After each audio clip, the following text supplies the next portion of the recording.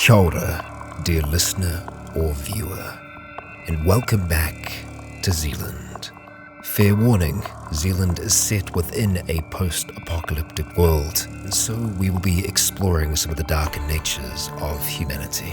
If you are squeamish or the idea unsettles you, please take your chance now to walk away.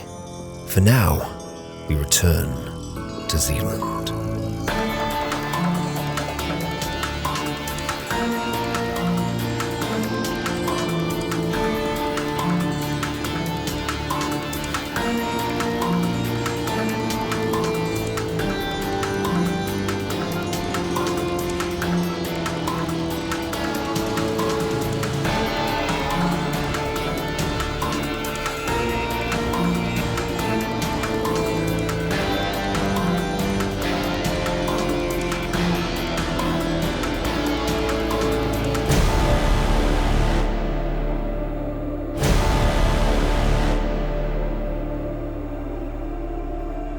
Kia ora, Legionnaires, Rycon here, and welcome back to Zealand. This is Chapter 7, Part 7, and it is our finale for Season 1 of Campaign 2. I got all the numbers right. Nicely done. I can only hope... Definitely first try. Yeah, 100% first try. We can hope that the numbers are going to be with us today, because certainly numbers are stacked against us. The unborn, the Kingsmen, everything. It's all happening above us.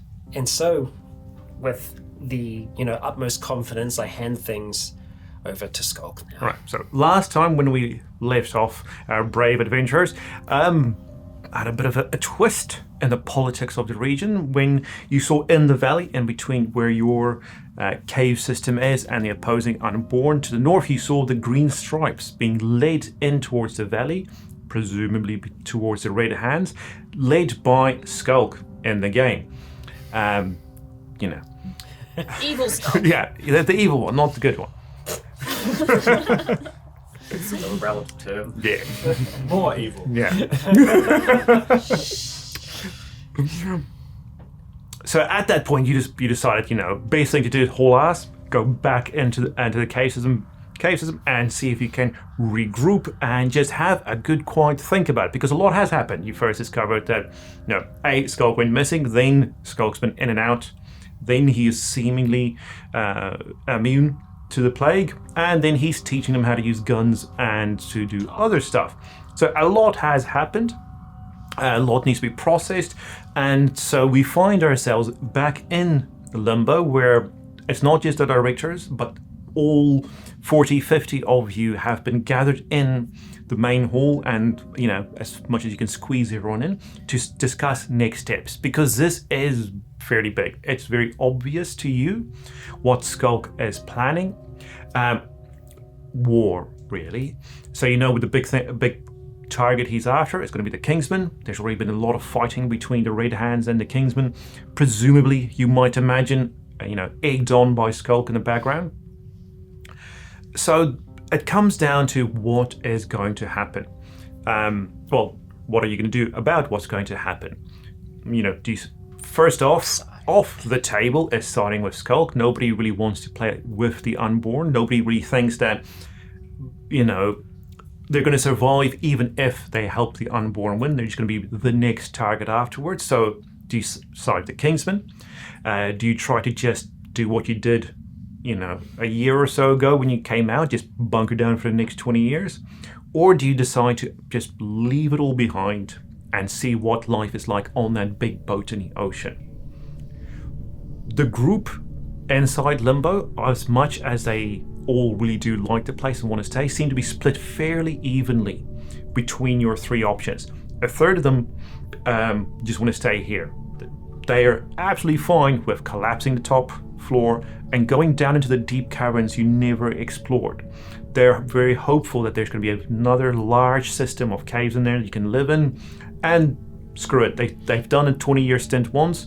A lot of them who want to stay behind were born here, so they're absolutely fine with just staying here, hoping the next two, when they come out, life's okay. Another third believe that they genuinely believe that the Kingsmen can win. They actually say, let's go help them win. The last time Jake and Nick went, they said there's hundreds of people there now. It's not just a village, it's not just a camp, it's now a town there. Best case, they say, for the survival and flourishing of humanity. Let's go help them win, settle down. Yeah, it's run by a fairly autocratic dictator and his oligarchic gang, but, you do the best you can. And then, of course, the other third is like, nah, screw it. Let's just absolutely not bugger this whole place. Let's just go to the boat. The rest of the world could be much better off. Let's just take our chances and swim it. Well, I mean, we are taking a boat there. I don't want to. Hopefully, there's going to be no swimming. Yeah. Yes. I don't think a lot of us know. No. There's pools and stuff in the caving system. So some of us probably do all know how to swim. So okay. Yeah. So, we've discussed. We've gone back and forth on much of this, and the one thing that we have all agreed on, at the very least, I believe, is that we are going to give some form of a warning to the Kingsmen, specifically to Jim Walker. Especially if some of our own are coming. Yeah, exactly. And knowing that some of our own are willing to go there, that is something else that we can put on the table for him. My question is that we are collectively, as a group, as us four, Jake, Nick, Verdant, some of the others, we're more inclined with making a break for things. Taking the boat and seeing what that blip out on the horizon is. We could try and contact them first, though. Yeah. Let them know we're coming so they don't blast us out of the water. Yeah. Yeah. Because we do have their contact, right? Yeah. Do we let Walker know? That we're going That you want to go. Yeah. Or do we just Probably not. leave him a care package and promise to return the boat at some point? Kellen, can you fling me a name of who's going off? Just one random NPC in the group. Going to. We'll make him the leader of who goes off to the Kingsmen. Oh, okay. Hold on 1 second.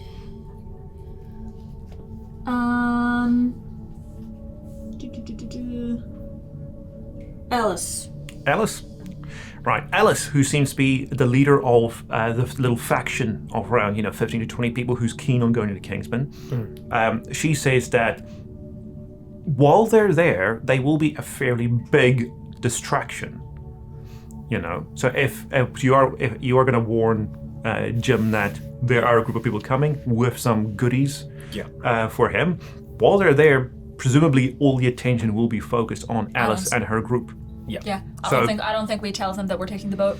Yeah, I think it's better to ask forgiveness than permission in this scenario. And if they survive, which hopefully they do, considering they will have some of our own there, then, we can work about getting that boat back in the future. But for now, it's...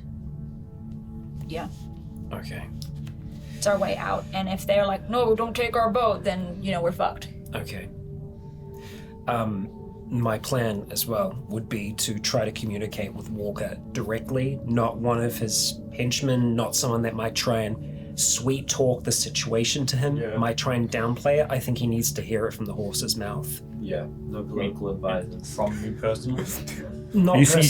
just he's got a vizier of a very pointed beard. I think that I can get him on the horn if I tell him that Jim Walker. William McCoy wants to talk to him. And he'll be pissed off that it's probably not him, but I think he'd be happy to know in advance what's coming his way. Do you think we should warn our other friends as well, though? Up north. Yeah. The You're out of Paradise. range. You're out of range, so you'll have to go. Paradise, we don't have radio communication. And I think that they would have seen the army moving. Yeah. We know how to signal them when we get close. Yeah. But And they're beyond all that, kind of they're in their own world. Yeah, exactly. They're not dependent on the trade network. I think it helps, but I think that they're able to survive in Paradise just fine. Which, you know what? That's the fourth option if anyone wants to go and be in a religious cult or whatever. But you'd have to find them, and none of us know where it is. Yeah, and I don't know how willing at this stage they would be to take in outsiders, especially when they've been burnt by Walker in the past. Yeah. Yep. If there's a chance that we could end up leading Walker to them, I don't know if they'd take that risk. No. Okay, so first port of call is calling Walker then, right? And then we try and call the boat. And then the boat, yeah. Yeah. Or do you call the boat first in case they tell us to fuck off? Well, as Jack actually. mentions that, someone does mention, do you want to call the boat? Because in case they say no, it's harder to say no to 15 to 20 refugees right next to you than it is That to is true. say no to someone on the phone. That's true. That is true. I think we could hail them from a distance. As we're they'd getting recognize close, the boat, they so- would also recognize the boat. You're 100% right. I think that we approach the situation like there is a trade, like We come Like bearing regular. gifts. and maybe we will have to consider that we will probably have to part with some goods to be able to make that work. We don't know what we're going into, and I think we cross that bridge when we get to it. But I think maybe only one of us goes onto the ship to begin with. We can. They are the ones supplying Kingsman with the guns, aren't they? Yeah. Yeah. Yeah. If we had to take a guess at who they are in all of this, they are probably what remains of the fleet that was seen off the coast of Great Barrier. More than likely, they could be the people that were responsible for the bomb. Right. Or they might be a different group altogether. Well, maybe there'll be somebody that I know. Potentially. Yeah. So, I'll give Walker a call then. I think in general we should start packing up while that's going on. Start organizing. Yeah, I think that's a good call. Okay. So everyone does need sort of. Oh, can you throw me in for another NPC, please? Who's going to stay behind? So there is Jen. Jane. Oh yeah, I mean Jen has been the blacksmith. She. Oh, sorry. I don't know who any of these people are. yeah. Is she gonna stay? Do you think? I think Jane, she would stay. Jane can say she was a kid from last time, so she's pretty much grown up here in the last 20 Right. years. So Jane sort of like takes the role of the stockrooms, and she's the leader of the faction who's going to stay behind. She just wants to make sure everyone has what they take, but the majority of stuff will need to stay here because both the Kingsman and the boat will have their own resources. So she wants to make sure at least people who It's stay more like behind here. personal stuff, Yeah. if people want to take, their own clothes and, Unfortunately, if they do end up collapsing it, the kind of hall of memories that we have out the front with everything painted on, that's all going to go. But And speaking of that, Verdant then Yes. does start making plans for demolishing the two exits. So the first one is the Also- smaller exit because that can instantly be done and not If affect we- everyone. if we start moving literally like stuff out of the main area towards the caverns as well, because we don't want to just leave it behind. oh no, everything's going to be Like, shifted yeah. for sure. Yeah. So like everything's starting to be moved towards like the cave system and all that. So yeah. what Verdant's plan is sort of like he's talking with Jane, so he'll leave behind enough explosive to collapse the whole of the main room. Yeah. But that'll come later because like you've got everything in here, including the farming. Yeah. So that's going to take a while for them to set that up. First, his plan is to collapse the side entrance where Skulk escapes through. We already did collapse that, right? It's secured. Secured It's but not collapsed. Yeah, we haven't used explosives to. And then he'll to collapse a bring it front down. door. Since the front door is contained within two containers. two containers, collapse that in, lock, to pretty much seal themselves in, and then later on they'll start collapsing as they move further down. But the main thing is, the last time anyone went down into the deep caverns was one of your old directors, who went in, never came out. So there is that path where Rycon's Rangers stopped, and you haven't gone past it. So for them, they know it's going to be the next 10 years, a slow process of just little bit at a time. And then if they find a big space, move things into, collapse that room, and so forth as they head down. And the good thing is that they do have the electrical tools to be able to assist in that, and widening passages to get equipment through, to get people through. There's a chance that they could find more passages the further they push. I'm just going to go into the radio room and make sure that all the walkie-talkies we had are currently still there, just to make sure Skulk has not taken it. No. So you did, So you did double check the morning he left. Oh, that's right. That. So just to reiterate about that, he literally only took the clothes on his back. Even his room is still left the same. He didn't take any additional clothes. He did he has his own backpack that he came in. What was it, 15 years ago? Walkie-talkies do we have in total? Oh, you actually have heaps because you scrounge it from everywhere. So you've got easily 10 of these things. You only ever take about a couple out at a time. Yeah, maybe we could try and just kind of designate between all the Different groups. Yeah. Try and keep contact. Yeah, and we'll establish a different frequency from what we've been using, but that will be our limbo frequency going forwards. Yeah. So that we can potentially try and reconnect somewhere down the line. But yeah, while we're in that radio room, I would sit down at the console and punch in the frequency that we know that we got the call from the big bad wolf on, and call out. Okay, it takes ages because the last time Big Bad Wolf called was when they were on that boat going up and down. Mm-hmm. So it takes quite a while for you to actually get someone on the other hand, and it is incredibly staticky. Yeah, which is the distance between you and the and Kingsland. Yes. Right. So roll diplomacy or deceive, however you want to try and get your way up to. What are you better at? Or intimidate. About 45. Any of those three, however you want to make your point known to the admin on the other side. Yeah. Who was unlucky enough to pick up your call. Yeah. So I would want to also preface everything with that this is William McCoy. I want to talk to Jim Walker. Okay, so plus 30 to your roll. Excellent. Okay, so that would probably be deceive to begin with because I am deceiving. So that's going to be 5, 6, 7, 75. 75? You have a 3 out of 4 chance to actually get there. I'm next to you. Okay, 85. Oh, yeah. Okay, right, proximity, so plus 10. So I got to be an 85. I got sigils, if I need to.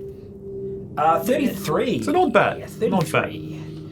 Yeah, so you do make it to Walker eventually, but it does take you quite a while because it's one of those things where no one's going to give it to Walker except the guy Walker trusts most. So, one guy's just going to give it to his boss, who's going to give it to his boss and his boss. And so you go through the whole line of 8 people before you eventually make it to Walker. So it's an hour passes, and the whole time you can hear everyone else getting their things ready.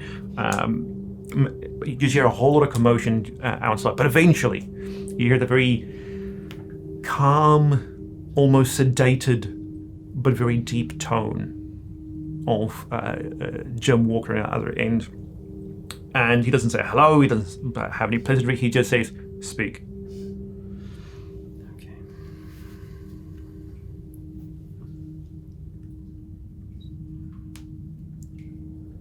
Sorry to have to introduce myself the same way again.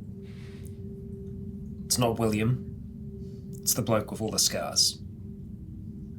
I'm giving you a warning.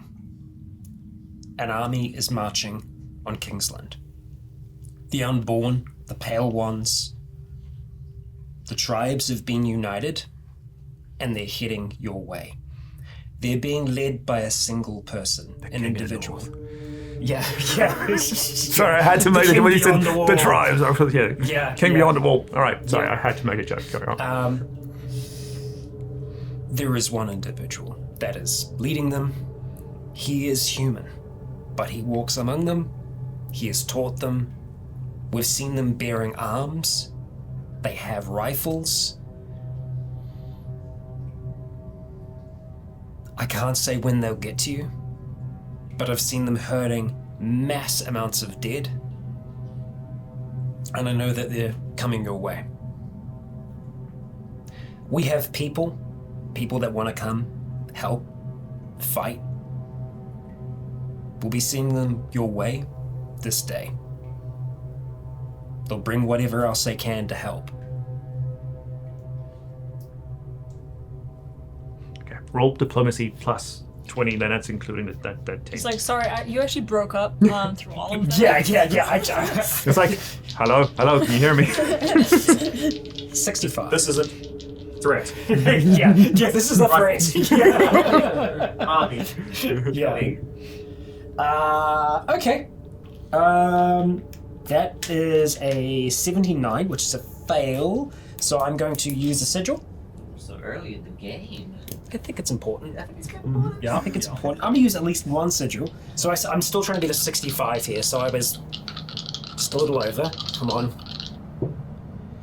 Okay, 44 success. Oh, that's actually quite a 33 good. to a 44.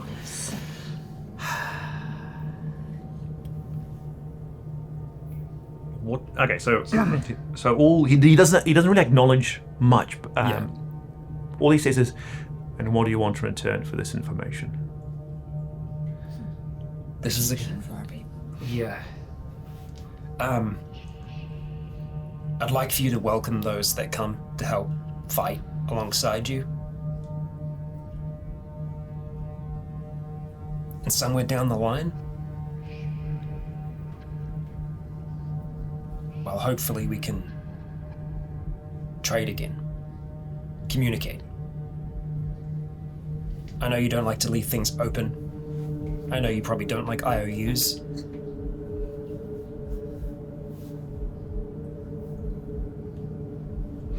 Your terms are agreeable, he says, and should we meet again, we will continue this conversation. This sounds good to me. Wishing you all the best. He doesn't reply, but the guy who sent him on comes back, so not sure if he heard that last bit. And his two eyes see. You've recognized the voice, but you can't remember which of the blokes in the room when he was torturing the man from Paradise it is. Mm-hmm. It's not the little Jimmy with the notebook. It does look a man who knows what he's on about, and he wants to discuss details. So we want to go through it, but he wants to know, when did what happened, how many did, where's the location, Specifics. sort of like how many guns did you see, how many bows did you see, that you mentioned a guy who could talk. What was it? So he keeps you there for like the next 2 hours. He's there to do the paperwork. Yeah. He wants to he's just there to find out as much as possible. Jim gave the okay, but it's this guy's job to actually make sure that, They're armed with as much information exactly. as possible. Yeah. I'm more than happy to stay in the comms room relaying as much information as I possibly can to kind of give them the best shot possible. I would probably leave at that point to go and help with everything else. Okay. Yeah. So this has been about 3 hours. So what, Jack and Rich, what have you two been up to?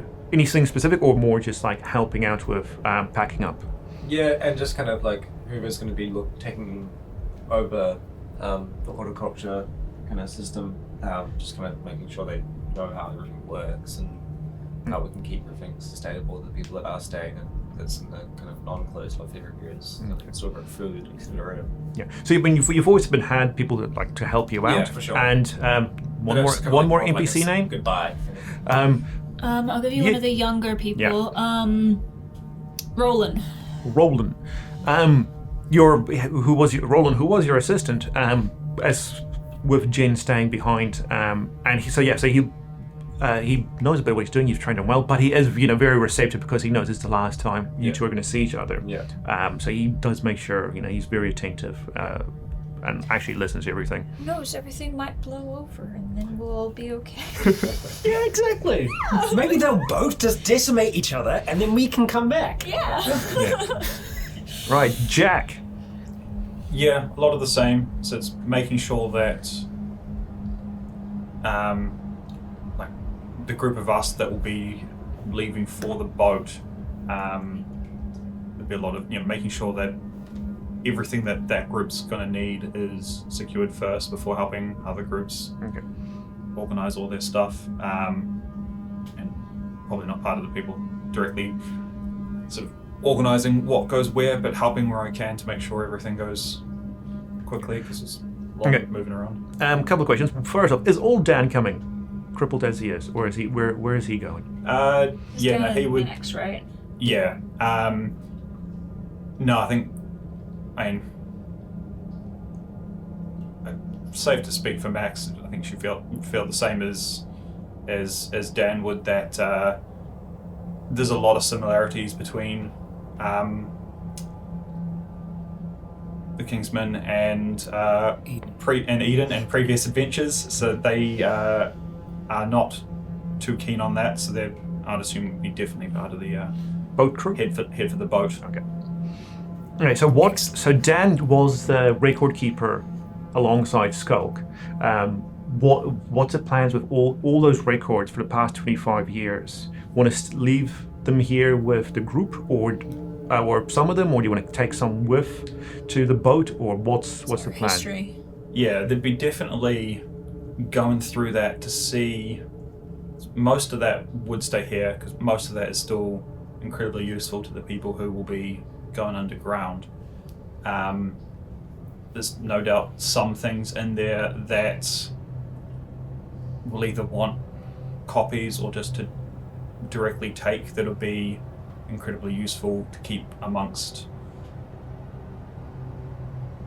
the core group. Okay. The Yeah, player characters. it would almost be like trying to split as much as you can what you feel like would be most useful to the people that are going to remain underground and what could be beneficial to people on the Yeah. outside. As Dan and calling in Jack to help him look through a lot of the stuff, and it's like, roll and investigate, and plus 20 because there's 2 of you looking in there. Okay. Whose investigate do I use for that? Either or. I mean, you could do Jack and get 20 from Dan, or use Dan and get 20 from Jack. Pick whatever's highest. Yeah. Let me dig up an old sheet and find out what Dan's investigate was.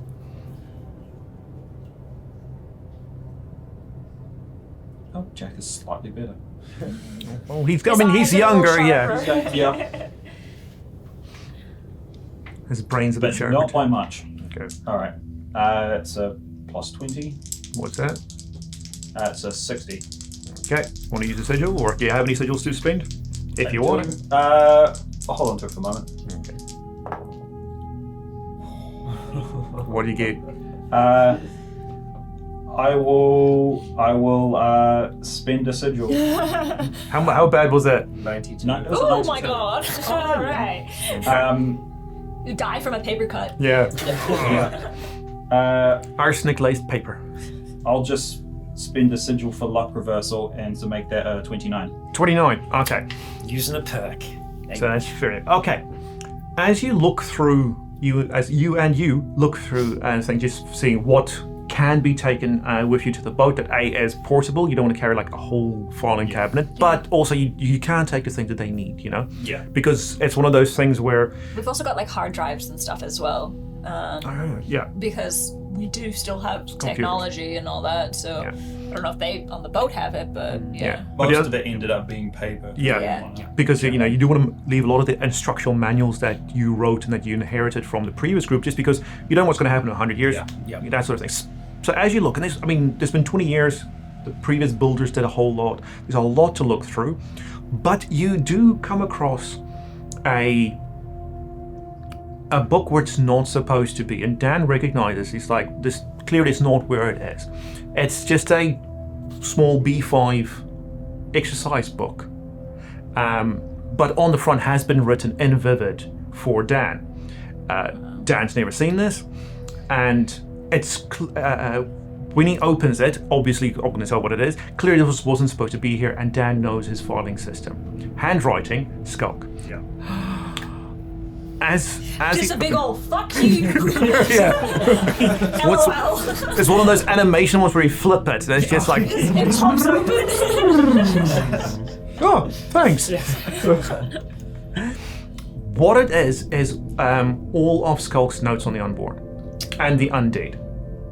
So all of the notes he took with lots of diagrams of the insides of a lot of the animals he's encountered that's been either unborn or that's been just turned. So it is sort of like a undead biology notebook. How worn does it look? Does it look like the thing he's been using to keep notes over the last so many years, or does it look reasonably newish? reasonably newish. I mean, you can tell from the handwriting this is an older Skulk's crappy handwriting, not from back from the notes you got from him back when he just arrived. So this is something that he wrote fairly recently, maybe within the last year. He wrote this notebook. Not the whole thing's full. This is not 100 pages of things, but there is a lot of information. He even wrote a little contents page for it. This is a dedicated book about as a reference book for the unborn and the undead in general. Weird. From what knowledge we do have, I mean, obviously there's probably a bunch of stuff that goes quite deep in there. Does it seem reasonably accurate from what we do know? Yeah, so most of the knowledge, what Skulk never wrote down. So he had his own notebooks. Those you can't find, can't find. So he either destroyed it or took it with him. But it was always more of an oral thing. If you needed something, you'll be like, oh, hang on, let's just go grab Skulk from his cave, drag him out, ask a question, and then he'll go limp back in, type thing. So from everything you've remembered from him talking about the undead, the plague, and the unborn, sounds legit. Is there anything that has motivations? No, so it's very Nothing dry. personal? So, yeah, so it's incredibly dry. I mean, he wrote it, but he didn't sign it. He didn't say, dear Dan, thank you for the long talks in the night. No, nothing. Absolutely nothing. Yeah. How times in this pub. You now confirm his mind has gone. Nothing, absolutely. So if you didn't know it was him, it was just anonymously written, fairly well organized book on the unborn. Wow. The last section is also does talk about tool use and how they can be taught more complex ones, and that is like you can see it's a different pen has been used for that one, and it does actually it doesn't specifically mention guns, but the mechanisms that the author says they can be used is very much like the safety in a gun, how to ratchet something in and out, and how to put things into small holes. That sounds dirty. To actually operate things. It talks about how they can actually fairly accurately aim and all of these sort of things. In which case, that sort of changes some of what we're doing, probably rather than helping people. That feels like something that we need copies of before we all bail out of here.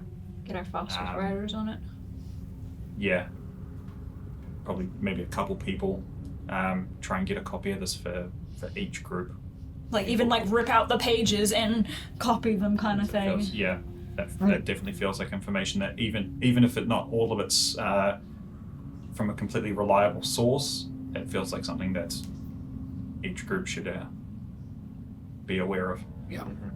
Okay, so I mean, there's 50 of you in the cavern system. Yeah. Clearly, there's not enough work for 50 people. So there's more enough people you can actually get. So yes, ripping out the pages. Everyone gets a page. Let's you production line this thing. Yeah. And by the time you leave, there will be a couple of books for each group. Right. To be used. My only other question would be, is there anything in there that pertains to a living person being in proximity to or being exposed and not exhibiting the normal symptoms that we would come to expect with the plague? It does roll logic plus 20.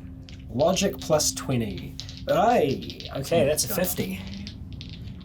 Yeah, including yours, because I know you. Yeah. 70. 70. So that's a fail by 20. So, the main thing is, it's not like you can't find anything in there. It's more to the fact that it is incredibly jargon heavy. Yes. So the audience for this, well, not more short, more of this. It's just written from a very technical perspective. Yeah. So you could see in here, there's even microscopic depictions, well, sketches of it. You don't have a microscope. Yeah. So this was something that he must have done before he arrived and just remembered what it looked like. So he's writing this for a technical audience. He's writing this for biologists. It's So like reading a medical paper or whatever. it's exactly yes. It's like a good old medical textbook. So it's like maybe, but I mean, half the words in there are Latin and Greek. So you just can't tell whether what he's trying to get at. Some of the more behavioral things like tool use, that's more easy to grasp. But when it gets into like the cellular biology Your eyes glaze over. section, you're like, oh, fuck it. Yeah. It was I had the name just a second ago. Dr. Lady. Willow. Willow. Yeah, Yes. there we go. Was she? Should be coming Was she? with us. No. Was she? She trained, or is she? What was her? She had a background as a nurse, so she might. You know, she's the most knowledgeable out of all of us when it comes Lulu to still medicine. So who? Lulu. She didn't die during the time skip. Yeah, But because she's a chemist. She's still on here. She's not dead. She's in the register. pretty old. I'm gonna now. say, yeah, She's she's- in her 80s. Yeah, she's in her 80s. Yeah. Yeah, she doesn't have glasses, so she can't read. There you go. Yeah, I mean, she taught Van Yeah. all that he knows about chemistry and Chemistry. explosives, and so she's Okay. probably pretty cataract up by Yeah. now. I feel like V would be going back and forth of whether he wants to stay just so he can be around for the explosions. Yeah. He'd be like, oh, this is so hard, you guys. Like Lily's voice would be even more like intense now. Oh god, yeah, crackly as hell. Yeah. Obviously Nick did have a bit of medical experience as well, but beyond that, I think between the three of them, they would have the most kind of experience. Okay. But yeah, So Something we can talk about later. exactly, yeah. Yeah. We'll park it Precisely. just Yeah. because like if papers are getting shuffled Yes. hither and thither. Yeah. So we'll just like once everything's calmed down, we'll see between Nick and Lulu and someone who can read it. Sorry, Yeah. Lulu and Willow. Nick and Willow and someone who can read it to Lulu. yeah. See what they can figure out about it. I was like, bird pen? Oh yeah, the ostriches. Where are they going? I mean, they're staying with the kids They're because the staying kids are with the staying. kids. Yeah, kids are saying so. They're Cave staying. ostriches? Poor things. Yeah. Yep. Yeah. Well, they're It's been terrifying in 30 years. Yep. Oh my god, they're gonna be like mutated and shit. albino, featherless. Featherless birds. It's gonna be great. Yep. Well, that's that. First time if someone opens this thing, it's the last time someone knows. They've evolved back into dinosaurs, Yeah. you know? Yeah. Okay, so it's fairly late getting on to midday late in the day. I presume nobody's keen on going out now to try and hit the boat, or We do it tomorrow morning. No, it would be making sure that everything is secure here before we, and that everyone is ready to make their journey to the Kings as well. So effectively, we'd all be leaving, going our separate ways at around about the same time. Also, we would want to spend, like, at a certain point of the night, we would all gather up again and just leaving party. have a big leaving party kind of thing. 100%. And Yeah. just, like, say goodbye to each other because it would be it would be really sad. Yeah, well, I mean, all of our families are intertwined, and we've spent It is 20, one 20 years living community. together. Not intertwined that way. No. No, No, it's just, again, it's a community, and it's sort of like all of the kids have been raised communally and everything, so it's like, takes a village, etc. Yeah. Yeah. So, yeah, we'd have one last bash. You can break out the good Kurt's, stuff. We Kurt's wouldn't classic get too guitar. drunk. Yeah. You don't want to be hungover on it, Yeah. but Yeah. I mean, it is a very big party, not just because of the occasion, but I mean, 2/3 of the whole group's leaving, so that's a lot of food that needs to be like the perishables are pretty much Yes. all consumed, just because the group that stays behind won't be able to eat them in time. So it is a very big bash. A whole lot of the booze is used. Tell some And- stories. And, Yeah. If the eels are smoked. There you go. Yep. Got a lot of lemons to go as well. I mean, we'll definitely be taking some seeds and things with us. Yeah. But we can at least enjoy the night. Yeah. Well, I hope. Yeah. I hope. Well, We would still have guards. and just all because of that, though, roll of luck. course. Yeah. Yeah, you know what? Just because of that, just roll Who's luck. feeling lucky? No, you are. You said it. Roll luck. I'm feeling lucky. said No, it. it's got. I have got so much better luck than you. Fuck. Yeah, that's what I mean, happens when you we'd say obviously things. be close to each other. Yeah, right? 10. So 10. that means it's 50. So it's a 50-50 chance. 50-50 shot. Last night here. Not that you Gonna said get that. alcohol poisoning. 39. Okay, it is a lucky night. Nothing untoward happens this night. God. Okay, and as you know, Nothing other than the normal end of the world party antics. exactly. Yeah. Second apocalyptic party. Why not? There's definitely been more than 2. Yeah. I I think. think every couple of years we're like, hey, we're probably all gonna die down here, and then we last another 10 years. Yeah, so as the party quiets down, I mean, then like the 3 groups starting to align what's going to happen in the next morning. So Alice and her group going to the Kingsmen, and your group, you just start making sure here's our bags, here's your bags, making sure the walkies are charged. What's the frequency? Everyone's got maps. Jane and everyone's saying, huh? Something that we should do is move the parts to the rover. Or no, I mean, I guess that could stay. Well, they're probably going to reconvert it back into an excavator. Yeah, Because they're going to need it. Yeah.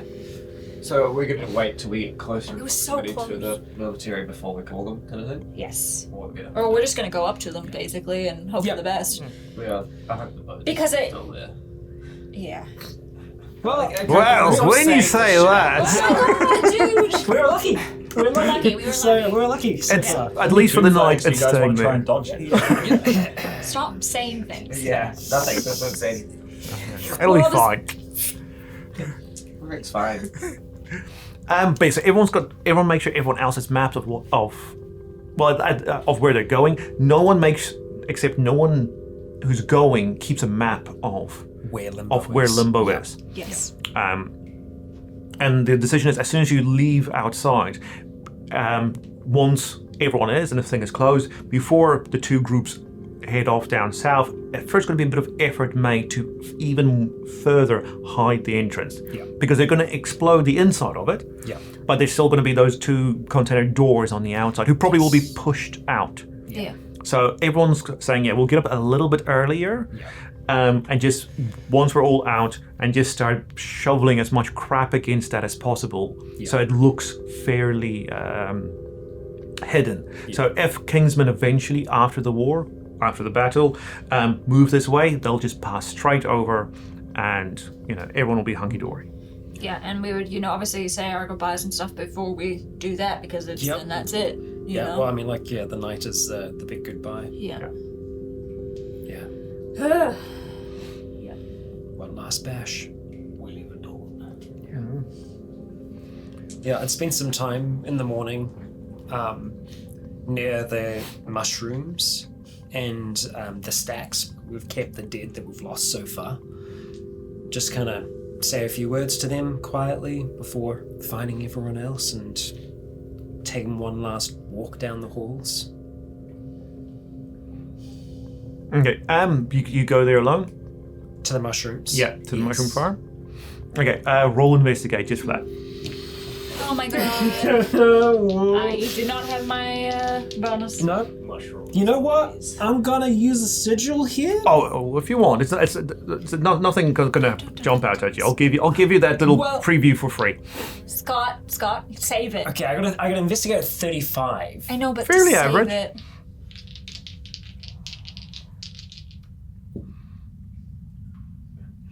87. Okay. Wouldn't have made a difference. No, not of that. Okay, yep. You say your goodbyes at the mushroom farm. The mostly decayed corpses, Mostly. and off you come back.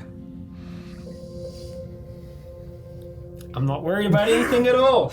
It's fine. I think he's probably just left clues around and, Well, we'll see. Maybe the others will find it one day. Done. Yep, I'd reconvene. I think everything's in order. As much as it can be. Right. So everyone takes as many shovels as can be spared, which I mean, heaps of all the things that bulldozers have left behind. And as soon as you get out, firstly, everyone makes sure everyone has everything. Some people are like, oh crap, hang on. Wait, I left the keys inside, exactly. Because once you start shoveling, that's literally it. Because as soon as you walk back the signal, They're blowing it. yeah, they also say make sure you're at least a good 100 yards away, just in case. And it takes about a good hour just for everyone to be certain that no one's going to be able to, unless they're digging here, investigating here. No, this is going to look like someone was in the area. There's the big burn pit, but at least the door now melds in again with the surrounding cliff face. Yeah, it'll just look like a natural landslide. Yeah. Ish. Yeah, and a lot of that. Maybe they'll think, oh, they tried to blow themselves up or whatever, and that was it. Yeah, a lot of the soil too covered was shoved down from the top just to add it to that illusion of a rock slide. Yeah. Just to make it, try your best. We'll take the periscope out. They actually asked to leave that in. If someone does, because it is well hidden. Yeah, true. But it's just that's the last thing they know. Eventually, they will try and dismantle it from the inside once they leave. Gotcha. The solar panels and stuff like that, they're still up there, but they could always be equipment that's been abandoned. Yeah. Okay, so you walk in the signal. Everyone gets back, takes one last look, and you hear one small, and then you presume, okay, that's the side passageway, and then you hear a much larger. You feel the shockwave traveling down through the earth. You even see it like ripple on the sand above you, and then you hear a lot of creaking. There's some more rocks that's falling from the outside down the cliff face. After a moment of silence, they walk in saying, "Looks good on the inside." We need to get out of here. That will have drawn attention. I give Vedanta a pat on the back and I say, "Good job. It did what it needed." Yeah, he's all smiles. Yeah, I'm sure. It's like, I wish you could have seen it. Okay, so what's the plan now to get down south? Because you've got the main avenue, as it were, that heads there, or you've got the cliff face route that goes down to Probably the cliff face. the Bethel's Beach. Yes. It goes down to Bethel's Beach where the lemon tree house and the boat is. I think we've travelled the cliff face route more often than not. Yeah. I also think that that's where we're going to be the least visible. And if there's any stragglers coming down from the army, they'll be on that main bit that they were heading, rather than the on the cliff side. The unborn. Yeah. Okay, right. Yeah. Sorry, no, I mean like dead bitches. Yes. Yeah, sorry. Yeah. No, I've got you. Okay. Get everyone together. While we are moving, though, I will. We don't have. Yeah, that's right. We didn't have any red with us. That's fine.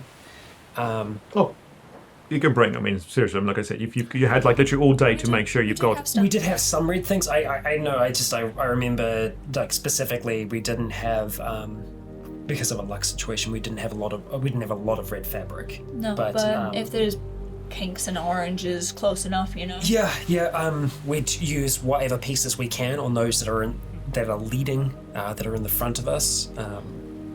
But yeah, we'd stay together as close as we can and start moving as a group. Okay. Alice and her group will take the faster route, mainly because they want to be able to, like she said, she wants to be the distraction. Yeah. So she wants to get there well ahead. So if anybody, if Bob and his crew is at Bethel's Beach, at least there'll be time to signal them, they can head back. Yeah. Okay. We say our farewells with that group. And start moving. Yeah. I probably. What is your perk for? Is it woodlands? Yeah, it's like Covenant Ranger, which is a bit for forest. Yeah. Okay. It's going to use one of it. Mostly Not coast, we're but coast, yeah. Oh, I mean, like it's overgrown. So by this point, I mean, It's basically a because it's forest. cliffs. Because most of it is like on top of the cliff. So yeah. I think we'd be relying on you for navigation. Also, I will know the way. I won't forget it. Yeah. But then also, This is the way that we've been multiple times. also Nick, just to keep an eye out on the surroundings with his ungodly sight. Yeah. Okay. But I do think that it would probably still be wise for us to try and be less visible where we can. So Stealthy-ish. we are going to be trying to be not walking in the open. All right, so it takes a bit longer than normal because it used to be about an hour and a half trip, but there's more of you. And with Dan, Old Man Dan and Old Man Vedant there, it takes a fair bit longer now because they need a lot of help with the rough terrain. Yeah. So it takes about a good 2 hours, not more, to get you down to like that cliff overlooking the beach. And now you can roll luck. There we go, Rich. So it's getting close to Wanna use this as your it's getting close to midday. Maybe with your internal perfect body clock, So there you about go. 11. Sun is near its zenith. Yeah. 30, Nice. fantastic. Success. Nice. Okay. So as you crest that cliff, you can see that see the nice beach, as well as looking in towards a little suburb that's the only house still there. You can't see most of it through all the trees and foliage, but you can see part of the boat that's on its little trailer. I think all of us are just like, Yeah, I was Right. considering that was for the luck roll. Yeah. As the boat to sell. because you said, oh, both Yeah. Both of you, stop! Do not tempt fate. Yes. Okay. Yes. As you get there, Jake tries to do that little clicky sign towards Alice's group. You are fairly far away, like more than what it should handle, but still just trying out of luck, hoping that something will happen. In case you do get a click back, something's gone really wrong. Yeah. Wait 5 minutes. You don't hear anything back. Hopefully, Alice has made it. Hopefully, everything's gone well. And since you can't see anyone here, at least if they have been interrogating, torturing them, it's not like you can see anybody waiting for you at the moment. Okay. They did. Okay, that's good. Yep. I think what we're trying to do is try and keep some of us here. Only a few of us go towards the boat, Towards make down. sure that it's all okay, that it's all safe, and when we know that it is, we give the signal, everyone else comes over, we get it down to the water as fast as possible, we get on it, and then we just get out there. Yep. The thing that we need to check before we get it down to the water is fuel levels to Yeah. make sure that it's still got enough in it. Without turning it on, we can just do a little dip check with something. Can we do this in a single trip? How big's the boat? So with there's about 15 of you here. Yeah. You can. It's going to be standing room. So it's got its little galley inside, but it's standing room only. No one's going to be Crouching. comfortable for this trip. Yeah. Yeah. Nowhere near enough seats, but Yeah. we'll be able to cling on for dear life. You can sit, as in Dan can sit. Yeah. Dan and Dan can sit, but Yeah. everyone else, you're standing. I would probably try and sneak in. Oh yeah, same. Yeah. Want to get some lemons? All right. So by sheer you coincidence, speak the there, yeah. group chooses the 4-player characters Yep. to go scouting. Yep. Whoa. So I'll sneak ahead to the boat first of all to check things out there. Right. As you lot move in, as always, deathly quiet. The only thing you can hear is, the occasional, scuffle in the dark areas. But by this point, you're used to it. It's probably just probably some unborn rat. Hopefully not an unborn possum, but it's something tiny that's just scurrying about outside of sunlight. As you get closer, you see thus far no movement in the house. The boat is just there on the trailer. No truck, no thing. So you'll have to, between all of you, finagle that thing down. But at least it's mostly downhill. So Yeah, we can just pull the trailer as close as possible and then just. Yep. Yeah. And then it will be a measure of just controlling the speed while it's moving. exactly. Yeah. So it's doable. And you've got more than enough people. You've got 15 people. So even if Old Man Dan and Old Man Vedant sit this one out, there's 13 of you who. They'll be their moral support. Yeah. Well, they can be on this. No, they can't steer because it's not connected to wheels. We'll figure something out for those two to do. Yeah. Yeah. Well, they can actually just be sitting in it. Yeah. Like that would be the easiest way to go about that. Yeah. Once we know that the boat's secure, the next thing for checking would be checking the fuel levels. So I'd want to just try and find something nearby that I can kind of just Flex. dip in to just get a measure of how much we're looking at. Yeah. You find something in there. Let's see your luck check. plus 10 because you're right next to him. 3. 3. All right, so it's got enough fuel in there, but you're going to be running on fumes by the time you get to the boat. Yeah. Can we check inside and see if they have any stock lying around in like a shed or whatever? Are there keys in the boat? Yeah, so they're already keys in the boat. They left the keys last time. Yeah, as last well. time as well. But like, yeah, if they have like a little boat shed or something around, maybe they might have a little stockpile. Okay. As you signal everyone else to come down, you four start moving through the house. It looks almost exactly the same way as you left it last time.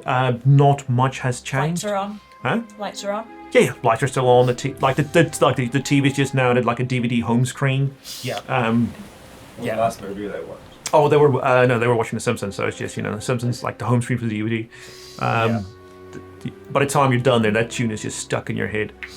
Nothing other than some spurts that if you want to chuck that in with the fuel, but other than that, no. So nothing fuel worthy. We'll be stealing some lemons Yeah. Oh yeah. and some honey if they have it. No, it's just a lemon. So they So fridge. last time I think they had honey. Yeah. But yeah. This time it's just like lemons. There's a boatload of lemons in the fridge, so they just stocked Grab the some of those. whole fridge full of their lemons. Listen, we're gonna be on a boat. I don't want to get scurvy. Hey, We're hoping it's only going to be like a day trip. But No, the big boat. yeah, true. Both people. yeah. Okay. Okay. Once everything else is secure, Everyone on. yeah, get anyone that is going to have mobility issues on the boat itself. Yeah, it's pretty much just Yeah. Bags and shit on as well. yeah. Yeah, the all the bags, other yeah. equipment, and then just start to try and, The two that are on the boat can have a look, like they can keep a lookout while we are doing all the Yeah. the and labor. then just start to maneuver it down towards the water.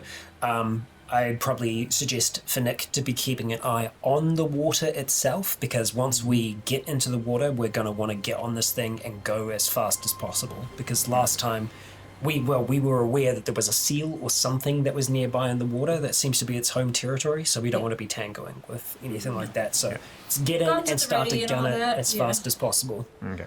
It takes a while because you're like wanting to inch this thing through. Because while you can move it, it is a multi-ton machine, and even with 15 of you, it is hard work. So if you push this thing too much, it's just going to literally run away from you. Yeah. So you inch it slowly but surely. You've got a few ropes that you can actually help to steer the thing. Get some planks and lever it. Yeah, there's more than enough abandoned houses. You can just grab some planks from the siding to use. You do get it down after, as far beyond lunchtime now. That you can, by the time you get down to the beach, Nick does say that there's quite an amount of movement near the surface. He hasn't seen anything pop up yet, but there is definitely something underneath the surface. Hopefully just a seal, and hopefully not an orca, but we'll see. Well, if it gets too close, it'll beach itself, and then, well, even then, still scary. Okay. Okay. All right, so as you get it down onto the water, everyone, as quickly as possible, jumps onto it. Old man Dan's already, as soon as that thing, touches water, engine turns on. Because as soon as you like the few of you still outside, you see it hits into the water, that movement inside the water starts moving closer. Everyone, splashes, they jump inside, and Dan just hits the throttle, reverses it, and off you go. I think that's a good time for a wee break.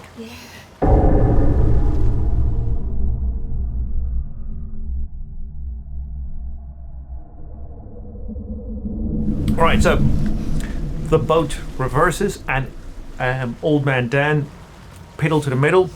It goes like this a little bit. You're back up on the beach. Ow. Alright, you do a good about How turn did you flip a boat? with skill and determination. And then you're off. Old man Dan. Do you just, I know it's a silly question, but do you want to just head straight for the boat, or do you want to make a stop somewhere? We don't have that much gas. Yeah. I don't know where the fuel's there. It's straight there. Alright, so it's not going to be too long, maybe like 20 minutes, half an hour to get you all the way there, because the boat is still on the horizon. Yep. Okay, cool. So I have a point to go to. I don't need to ask for direction. No, you don't. I mean, it is a speck on the horizon, but it is there. You can tell. I am so nervous being back on the water for like the first time properly. I mean, like we were on. You nearly drowned, we were in right? the inlet. The inlet was okay, but like being back on the water. Definitely keeping an eye on the water and stuff as well around us. Just I know lots of stuff can't catch up because we're going pretty fast, but yeah. Do we have binoculars? Can we see? We're still pretty far away from the boat, the big boat, right? I mean, you just took off, but I mean, when you get closer, you can definitely like start having a look. I'll have a look through. I'll try Yeah. to surf. It's not too bad, for all things considered. I mean, it is the west coast, so it is the Tasman Sea, but it's not. It's a fairly calm day. But just everyone roll will, just because this is you're now out on the open ocean, with fairly no hope of returning to mainland in the immediate future. So that with everything like that, and we don't know what krakens are beneath the ocean. 30 success Hey. for me. 42. Do I get a plus 10? Yeah, you do get plus 10. Okay, so fail. How much did you fail? What's your? Just by like 10. Like 8. That's great. So you take up Same around about that, yeah. that much fail. Yeah. Okay, yeah. So minor mental wounds, just getting the jitters, anxiety. So and yeah, it won't affect your skills at the moment. Jack. I'm gonna flip those. Hey, 39. there you go. Oh, that's good. Oh, You know what? Jack's just like, no, jump up. yeah.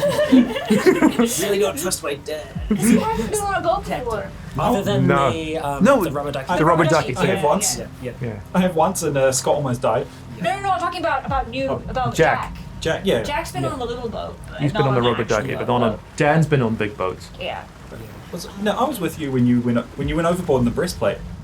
Oh yeah, Dan yeah. was. Yeah. Dan, yeah, that was Dan. That was Dan. Back in the day. Jack Yes. wasn't Was that before alive. then? That was. Yeah. Oh, that was Jack before. was Jack was a That's right, twinkle in that your was- eye. I'm missing my timeline. Yeah. Okay, so good for that. Otherwise, that would have been a proper mental breakdown. Yeah. Yeah. So Shame I got such good will as well.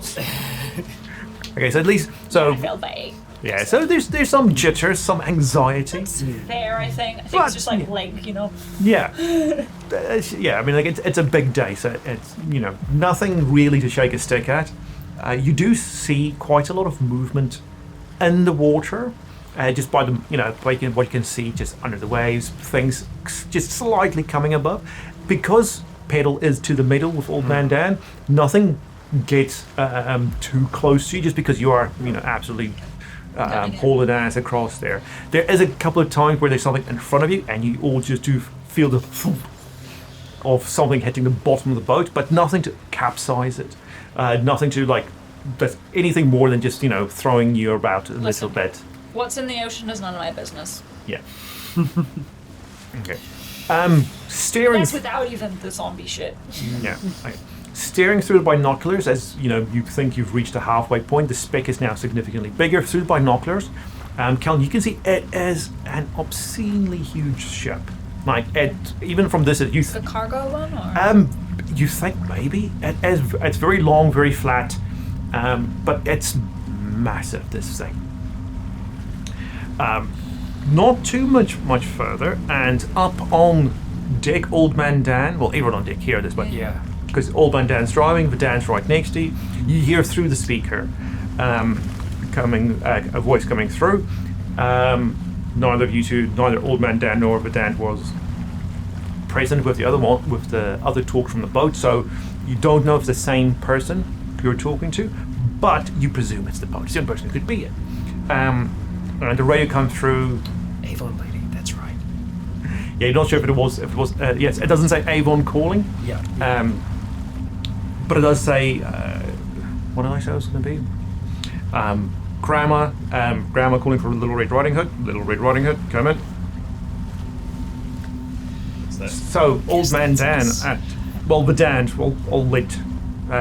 Since you're Old Man Dan, you can be Vedant. Okay. Yep. So, Rich, yeah. Since you're Old Man Dan for this one, what does Old Man Vedant respond back to? Grandma calling for Little Red Riding Hood. Little Red Riding Hood, He's come in. worked on phones for ages. He's a smooth talker. Yeah. shit. Like, we don't have explosives. I guess just kind of like confirm our position and say we're approaching with good intention. Would you say Red Riding Hood approaching? Yeah. Okay. There's a pause there, and the voice comes back and say, "Please confirm passcode, Little Red Riding Hood." Uh-oh.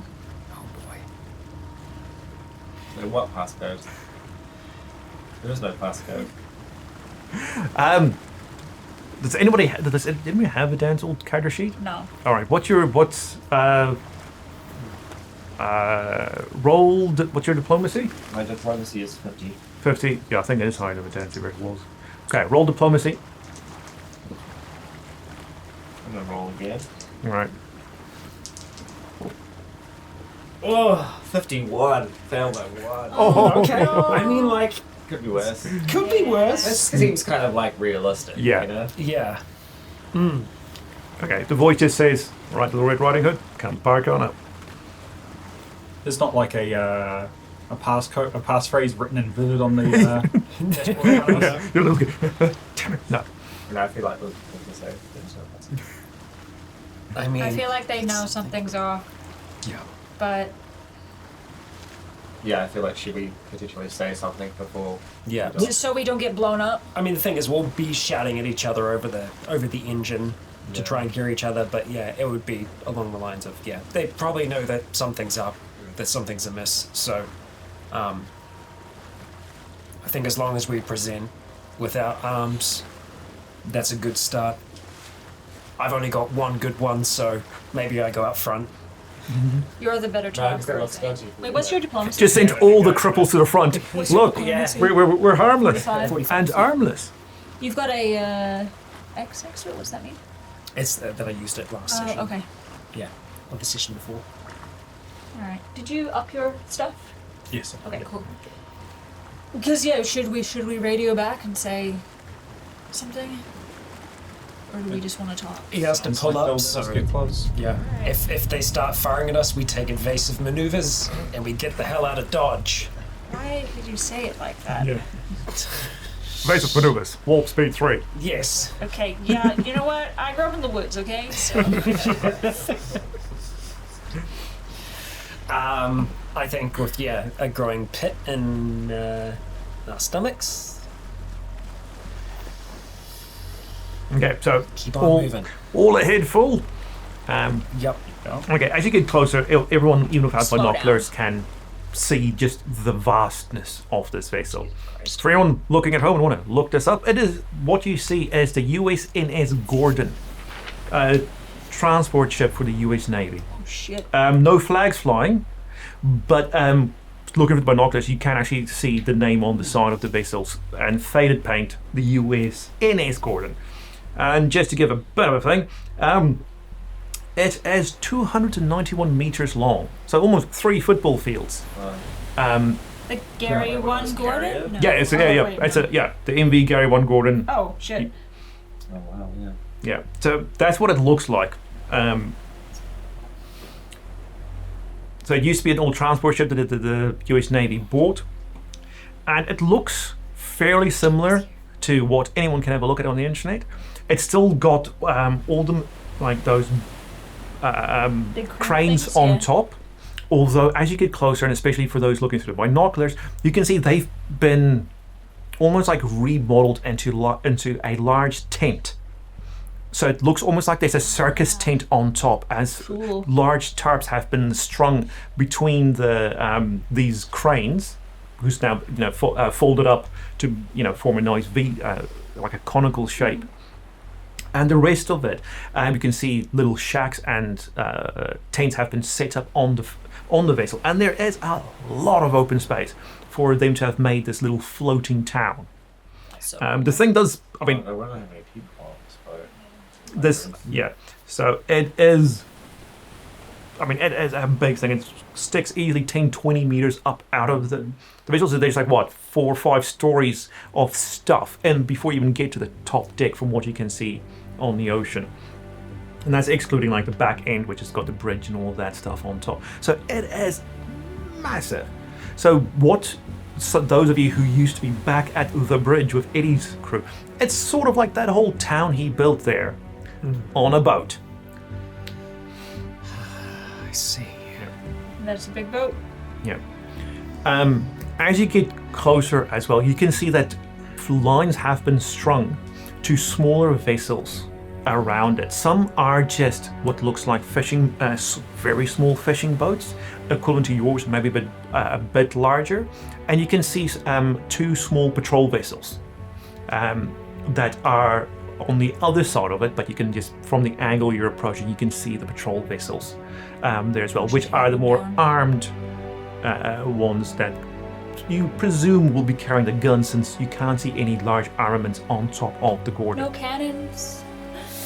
Yeah, so this is basically, it's just a transport ship for Navy, so their guns seem to be coming from the... And it seems like it's anchored for a while. Like, it hasn't seemed to have moved when we have seen it on the horizon. No, so you've been out and about, what, a couple of months? Yeah. And it's been there, so it's fully fixed, yeah. So you don't know if it is, if it's motionless, like completely it's bogged down, but at least for the past couple of months, it has been sitting at anchor.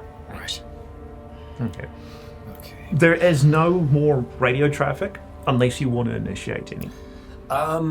Maybe we should Just as we're getting closer, I'll just kind of like try and make myself heard to the others. slow down a little bit. As we're coming in, do we want to have a white flag, a shirt, or something like that visible? Just to show that we don't mean harm. Can't hurt. Yep. All right, I'm gonna dig through what we've got to try and find Go through my fabric stash because I definitely Yeah. brought fabric with anything, me. anything that is white or is seemingly Great. white, and then try and get it strung up to one of the antenna Okay. on top of the. Well, someone else probably fishing- then, like Mr. Someone One a little Arm. bit more One-handed, I'll do able, it. but I'm- Yeah. everybody, I you're a can good climb. fighter. Yeah. Yeah. Yeah, I'll do it. The dexterity save. Yeah. Roll athletics to fall into the water. Okay. You hold on. Okay, so Old Man Dan, so you're approaching the vessel not directly side on, but from the back Yeah, end. big sweeping entrance. So as you come from the back, you can see, because it is a cargo vessel, the cargo loading dock is at the back. So you can intuit that, this is where you get on and off the boat. And where they probably have done trading in the past. Yeah. So the ship is like, just give you a bit of idea. So it is what's called, according to Wikipedia, font of all knowledge, a roll-on, roll-off vessel. So it's almost like the Inter-Islander ferry. Yeah, right. So the back of it can actually go down onto a dock, so cargo trucks and things can okay, go cool. on and off. So the back end most definitely is like, that is literally the loading zone for this vessel. Everywhere else, no, you're gonna have to like hope someone throws a rope down for you to climb 5 stories up to the deck. I wish I could see something that has like a person next to it or something. Oh shit, man, it's got fucking like. Sorry, just I saw a picture of tanks going in and out of it. Yeah. Yeah. Yeah, it's big. And it's basically a shipping tanker just without the crates on Gotcha, top. and it has like a big ramp thing that comes down. Yeah. Yeah. Wow. Okay. Yeah. So if you can tell from like the if you look at the one for the tanks, it's massive. This thing is huge. Like you can easily roll like 3 Abrams tanks side by side through that loading dock. Right. So as you maneuver more to go on the back end of it, to actually line yourself down a up bit, with yeah. it, you slow down. You do see a couple of people on the top there. You can see them wearing like bright orange fluoro, and they've got like the orange paddles. They're fucking ready. Yeah. Damn. And as you like, so roll intuition. For old me, Old man Dan intuition. Do you have? Roll plus 20 Yeah. since Verdant will be chipping in advice, as he does. I will use one of his sigils. Yeah, you Fair, go. yeah. Used to be 2 people today. Yep. 3 technically, kind. Oh no, you were playing Banana. You're old man Verdant. So that is plus 45. Nice. So that's an 80. Jesus. Christ, these dice. Those are the dice you swapped out last time. I'm gonna have. Do you want some other dice? Yeah, Old Man Dan, I don't think it's got the swappy swaps one. No, I have other dice. Yeah, I 100. rolled so well earlier. Okay. That is basically spending a sigil to swap it. 9. No. Okay. Right, so you do have to slow down if you would. 90s today. I am. Yeah. That's not Change your good. dice. Okay, so I I mean, don't like those ones. since you are fairly inexperienced, Old Man Dan, on boats, and no one has ever tried to park a boat next to another army vessel, or the base we've seen of people waving around things is when we come into the Actually, airport. quick question. I have a little bit of experience with the army.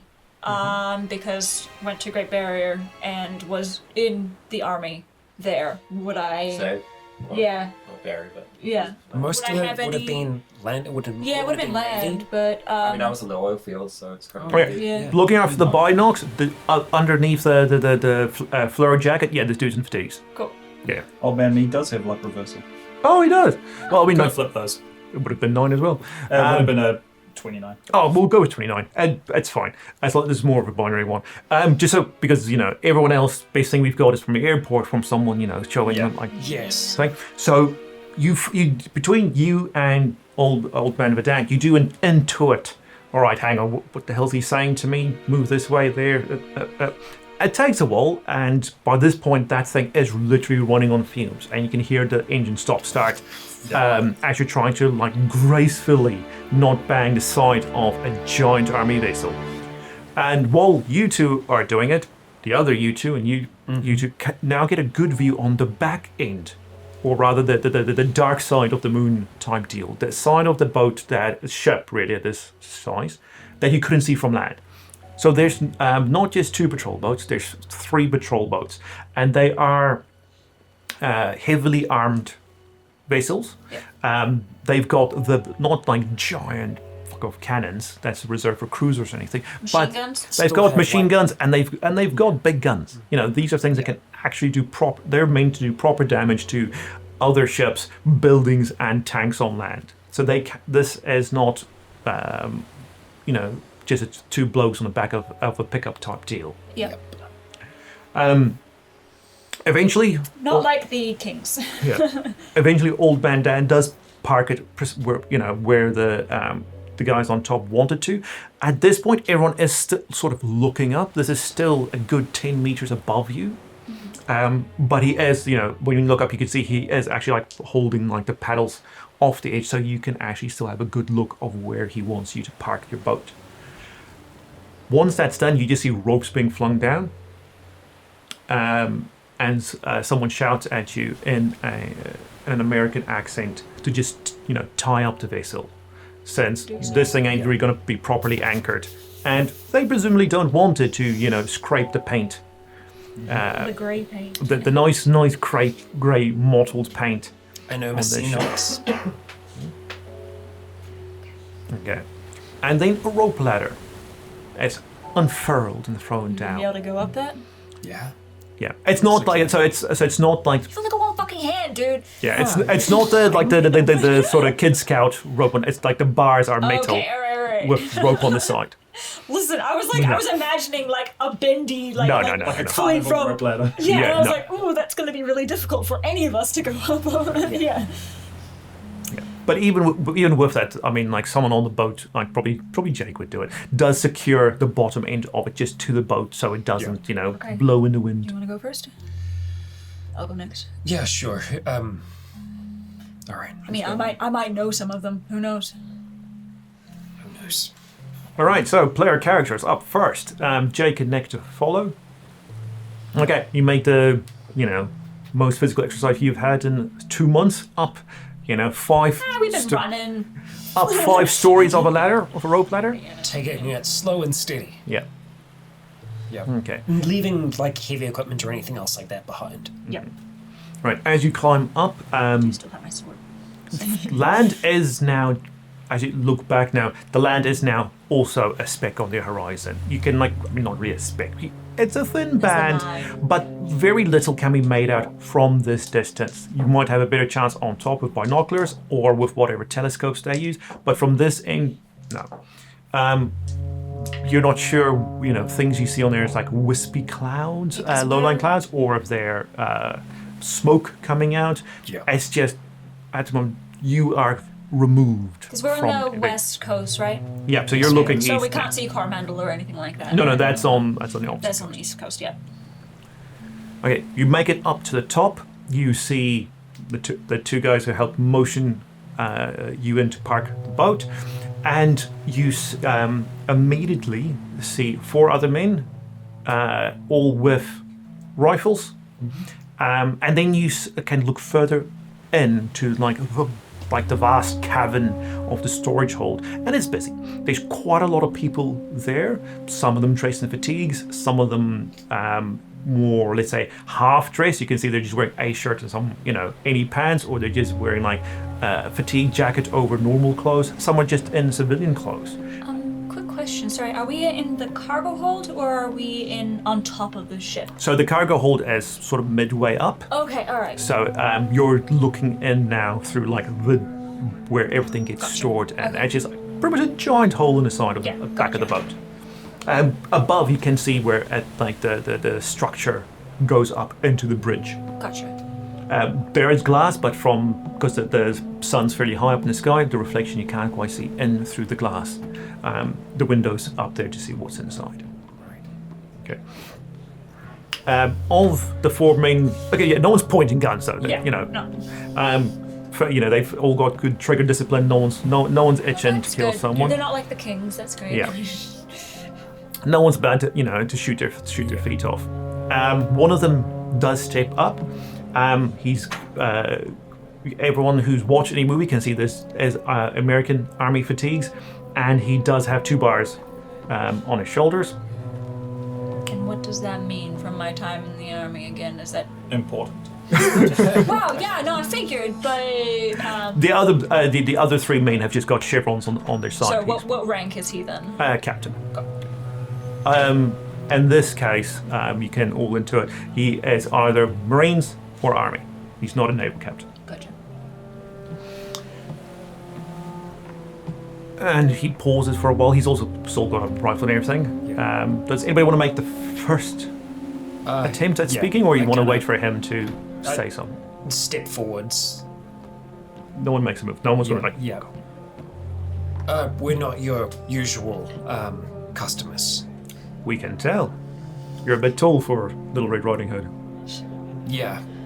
But we've made contact with you before. About trade.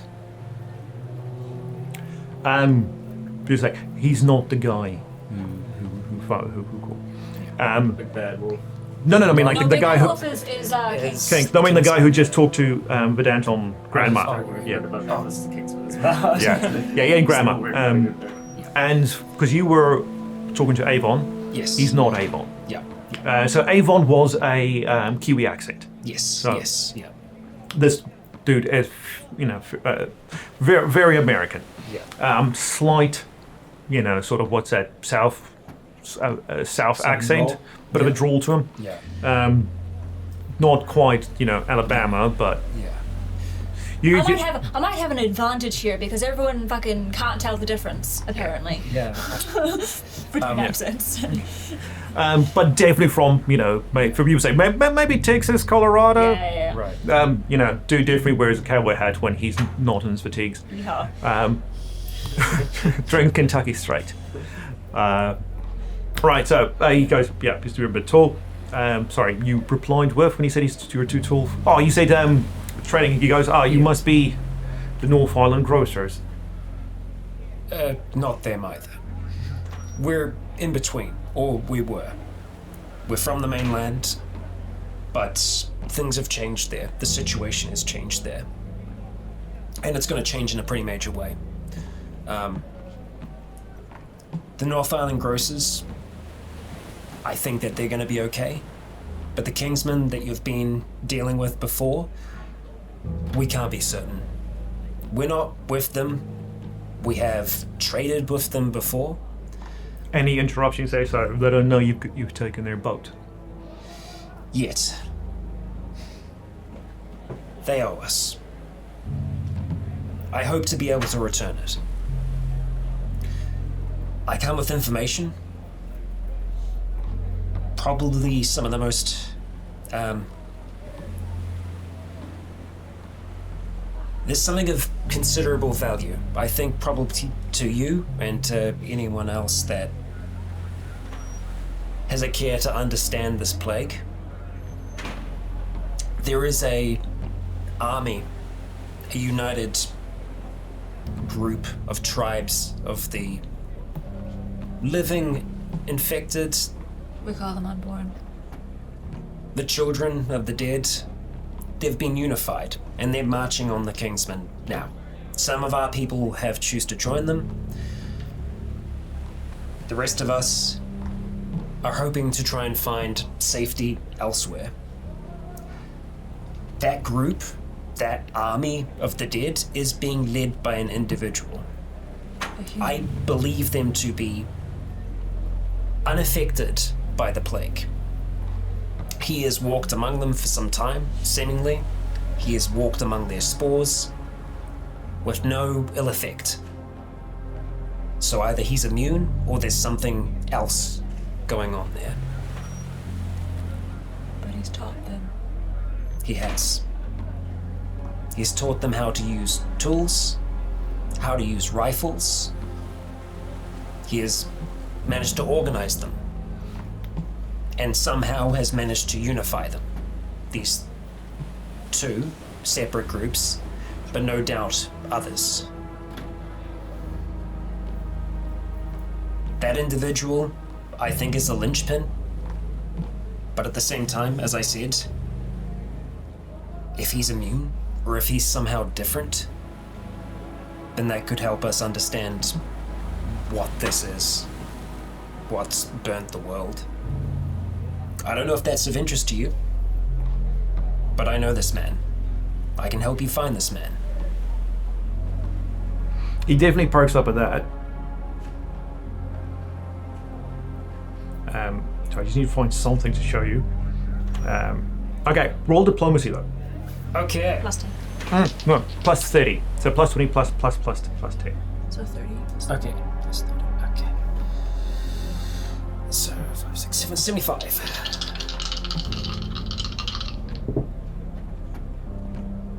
Oh. That is a... That's a 6. Success. 6 success. I've been rolling a lot of low numbers today. You have. That's okay. A lot of. Opposite, yeah. Yeah. I mean, I rolled the Low's 3 good. before. Low's okay sometimes, yeah. I mean, It's still a success. success. Yeah. Okay. He says, well, that's an interesting story, but there's 2 questions need to be asked about that. First off, how's this my problem? Secondly, who else knows about this man?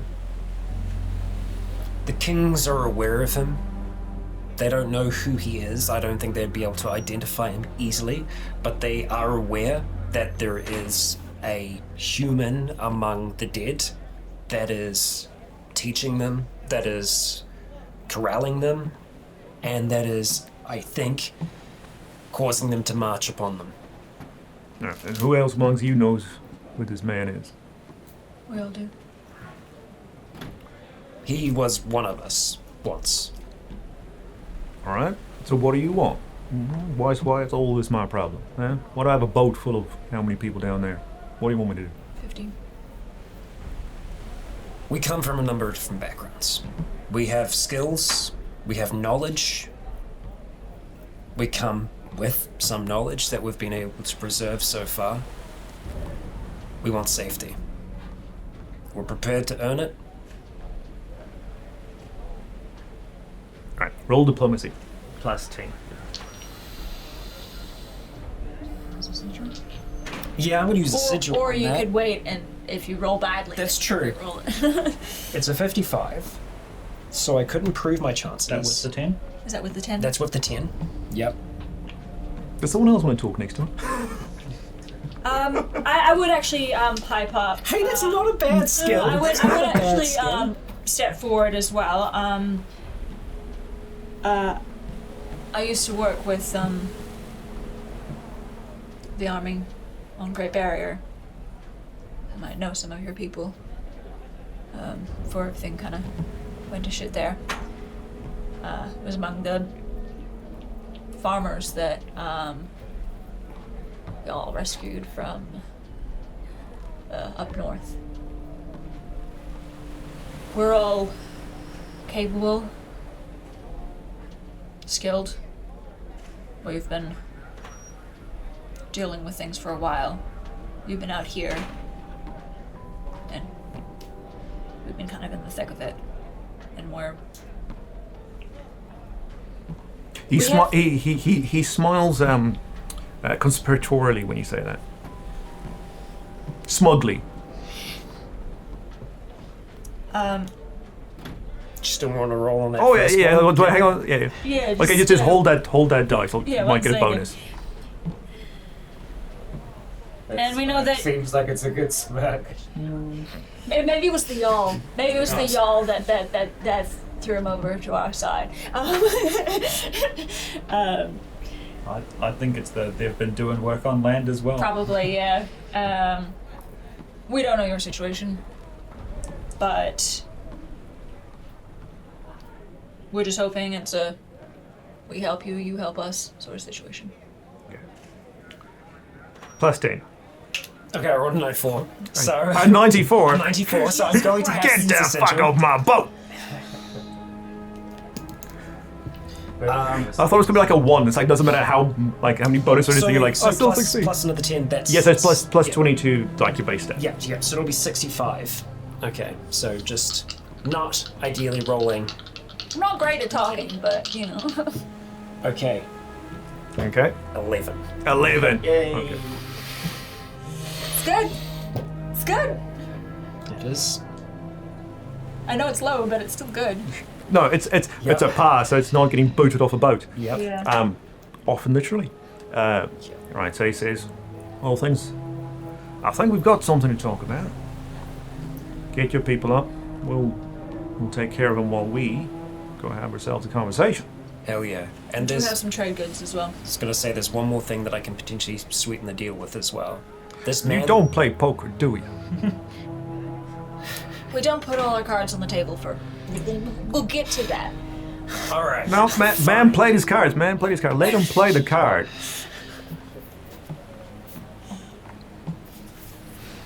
Let's get our people up and we can talk. All right. He signals to some people in cities and just says, "Oh, just lovely folk out. Yeah, let's go." All right. And he leads you into first a cabin, then a side door through some very narrow corridors. A couple of you trip over the doors since they're all knee high. God. But it's it's a quick but confusing journey up some stairs, up another stairs, down a flight, this way, that way. Eventually, you figure out you keep eventually going up as you see through the portals. You can see more of the sea, more of the surrounding as you go, and you make it to the bridge. Fully packed with people, all in nail fatigues, all looking very professional. How worn are these fatigues? Worn, but not threadbare, and they're very clean. So you can see that. You can see they're old, but they're kept in good condition. They probably had a stock of them, Yeah, everyone here is clean shaven, short hair. Like you look like it does still look like this is a Is it proper all men, military or vessel. is- No, there's women here, but still, women have got regulation haircuts as well. Yeah, and in comparison, we're all incredibly pale, wearing Armor. armor, and also goggles. I probably would have Can't taken mine really off, yeah. properly see our eyes. Yeah, I mean, I would have taken mask and stuff off just to show us, like, hey, we Yeah. have faces. We're just like you. We've got faces. semi-mole I think we're people. kind of like technically as well, like quite far from spores and stuff. And Oh yeah, no, that's okay. It's That more fresh just that with the sea fact that we've adapted to, Yeah. Anywhere that would Lights take a fucked. mask, I'd probably be Yeah. there on the water. It's quite. yeah. Okay. Up on the bridge, someone just yells "Officer on deck." Everyone gives a salute. He gives back, except for one man sitting up at the top. You can see he's got a 3 stripes and a star on his sides, and he's got eagles on his pips. So he is a naval captain. God, Americans, it's gonna suck. So as he walks up, the army or marine captain just goes Bob, and the guy goes Tom. We got some company. Bob goes, well, clearly.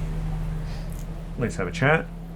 And you get funneled by some ensign into a side room. It looks like it's a meeting room, but it's one of those very cramped meeting room. There's about a space for a desk and for a table, and if you can barely push the chairs all the way back to back before it hits a wall. So it's a very cramped one. But on one side, at the head of one side, sits Bob, and the other side sits Tom. You see one big grunt, he's clearly Marine, close the door and he stands in front of it. Doesn't have a rifle, but he takes the catch off the holster and he puts his hand on his pistol. Still trigger discipline quite, he knows what he's doing. And this young grunt just sits there, looks straight ahead, doesn't look at anyone. And the naval captain, he's an old guy. You can see he's probably in his early 60s. Bob, although. So Bob's the captain? Bob's the naval captain. Gotcha. He's the skipper. Tom is the army/marine captain who brought you in. Oh, okay. So Tom's the one we've been talking to. Yeah, you've spoken to Tom. This is Bob, and Bob, and. Because I can only do a few American accents, an equal Southern drawl, says, so what brings you all here? I guess we do the whole same spiel? Yeah, we do, we can just skip over the spiel. Seeking refuge, effectively. Okay. But come bearing significant information and knowledge. Okay, and after you give the whole spiel, Tom says, so about that card you were going to play. Yeah, so this individual we'd been talking about, he'd been with us for quite some time. You didn't know you had a snake in the grass? No, I knew him before all of this. We go back a long ways. Oh. Yeah. Finding someone once after the apocalypse is a significant moment, but finding them again after you think they're lost, that's strangely coincidental. Maybe fate. But he's always had a interest in the workings of the undead, how they keep going and everything else. We have a textbook, effectively, that's been written by him. Everything that he's learned. And while siding with them, he obviously isn't trustworthy to us. I think that this information is. Because at the end of the day, he has always been an academic, and I don't think he would attempt to mislead. I think the knowledge is separate from any kind of motivation. He wanted us to join, so... Yes. We were offered a choice. Before he responds, you can play Jake and you can play Nick, since they're also in the room. So feel free to pipe up as Jack, Jake, Nick, or Rich. You can juggle these personalities. Yeah. Bob's the skipper. Bob the skipper. Says... 2 people named Bob. Oh yeah, you got Bob the Bullfront, Bob the skipper. That's right. One's a gangster and one's a naval captain. You sure they're not the same person? Yeah. Have you ever seen Bob and Bob in the same room? place. Yeah, exactly. Sorry, I keep on mixing it up. Which one is the one that we're talking to? Tom? Both Tom and Bob is in the room. Yeah. Okay. Sorry. But we're currently being questioned. Bob's the old guy, Tom's the young one. Okay. Bob's in charge, so naval captains outrank army captains. Okay, so Bob says, well, it's all good and well to say you've got something. Let's see it. Until we know that our place here is secured, we might not want to play that card. Tom from out there and says, "You don't play much poker, do you?" No, Right. never. So, fantastic. Also wouldn't trust you to sell me a car then, because, we're holding all the advantages here. So when Bob asked, well, that was horrible. When Bob asked for the book, he was just being polite. Now, I'm not very polite. So if y'all don't have it on you, I'm just going to ask that big man over there to go downstairs and just give me the book. We're all on the same side here. Well, I'd love to be on the same side, but you've got to work with me. And we He's about mid-20s, just to say. So he grew up post-apocalypse. Yeah. We probably have. We haven't said specifically where it is. It can but be it's on you. I'm one. It's on fine. one of It's us, fine. yeah. I'm not going to say, let's roll and then wait Yeah. for I won't- I- 5 seconds for me to just narrate it coming back Yeah. up. That's fine. It would more than likely be with either Dan or Jack, right? So Yeah. Jack's in the room. Yeah, Yeah. assuming there's only one copy between the four of us, then then produce the copy. And, Slide it over to Tom. And Tom has a quick look at it and goes, looks at Bob and he goes, "Well, Bob, I never went to school." And he slides it across the table. And Bob picks it up, has a look at it and goes, Neither did I. "Well, I never went to university, so, it's just What do all these letters mean? well, it all looks great to me." Yeah. But he does say, well, they're all great to me, but it's a good card to play. All right. As Tom said, I am a very polite man. So, if I may have this book, and I can send it to some people who can actually understand all the Greek in here, it is a copy. Yeah. well, thank you. In I feel like return, we would probably have like 2 copies. yeah, we did say we're amongst us, making yeah. a few for each group. Yeah, so Yeah. that's one of them, and then we have a secret one somewhere else. All right. I think old me's probably got the original still. Yeah. Yeah. Stapled back. Yeah. I mean, it says for Dan on it, so Yeah. yeah. He sleeps with that at night now. Oh, Skulk. There was also copied onto this one as well. It also says for Dan. Yeah. Yes. Right, so while we wait for my smart people to have a look at this, there was another mention of you know this man. This man who wrote this book, this man who's out on the outside, man who is at this moment in time attempting to take over his small part of the world. Yes. Now, I have no love for this land. I do not know this land. I do not care about this land. However, we trade with some people here. And while I can lose them, that's just going to make my life hard next time I'm in this circle of the world. So, can you help me take care of this little problem, and it'll solve me a wee bit of time next time I'm in these here parts looking for some food? We can. I can. Can't speak for everyone. We're all individuals at the end of the day. No, I'm with you. Well, Tom's got a good gunny, and Gunny just needs one of y'all to point out the man, and we can take care of a problem. So as many as you want, you can go along, but as long as we got someone to point out who is leading this horde of undead. I'm happy to do that, but Wasn't I? Feels like it should be someone who know him better. No, I'm totally all for killing him. I knew him, but not as well as you did. yeah. Alright, what's Jake and Nick? He's abandoned us. We're not on his side anymore. Jake's busy figuring out if he could wrestle the big guy. He's like, oh, Yeah. flexing. buddy. Just like I'm trying to remember what they're. I mean, It's like, so, don't know what I can do, but I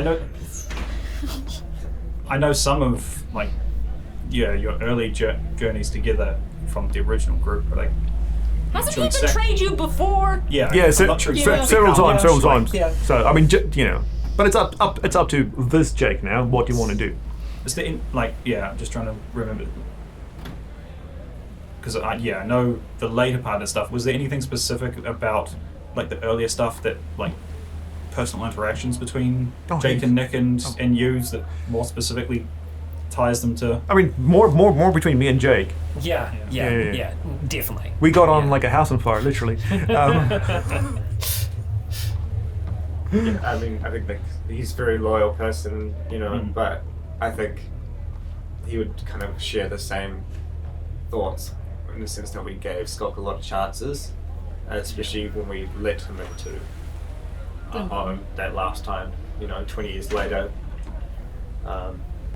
So I think it's kind And of... we do have families amongst us. We still don't know his full intentions. Obviously, it could be just purely survival, but he's clearly Putting everyone at risk. Yeah. I don't Including think ourselves. I don't think just one of us should go though.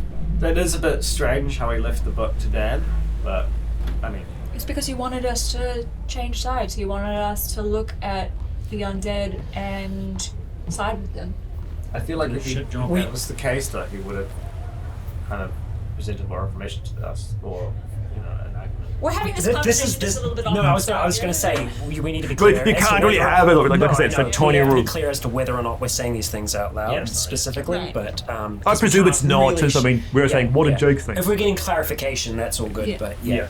just think that. Okay, so Yeah. Nick's on board to go along. Yeah. Jake. Yeah. Yeah. Yeah, not super happy with it, but yeah, Okay, and then Jack and Rich. yeah. Okay, so Not too well. as I said, you do thinking everyone says Bob. Bye. Bob does say that because you're doing this, everyone else can stay. Sorting out who does what, who lives where, how life's going to be, that's a problem for another day.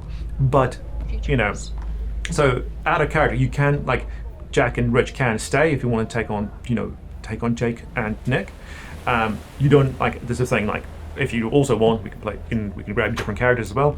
Vedant and Old Dan can also cripple their way along. So you can, either characters can stay or Yeah. go. It's not a thing. It's you're the player characters. You have to go. Yeah. Yeah. So are they? Because they said they needed one person. So are they taking? Bob did say as many as you want, Okay. Yeah. but as long as there's someone who can point him out, he doesn't care how many he goes along with. Okay. Yeah, I think I would kind of point out the fact that I brought this information here. I feel responsible for his potential death. I'm not going to do that and sit here in safety. Yeah, I'm not gonna let you do that alone either. No. You're No, the only family I got. Jake and his family probably want to stay, I imagine. Yeah. Yes. I'd assume Jake. I mean, Yeah, I mean, now Jake's that got they're family. out of the way of the danger of the horde. I don't imagine they want to jump back into Yeah. the.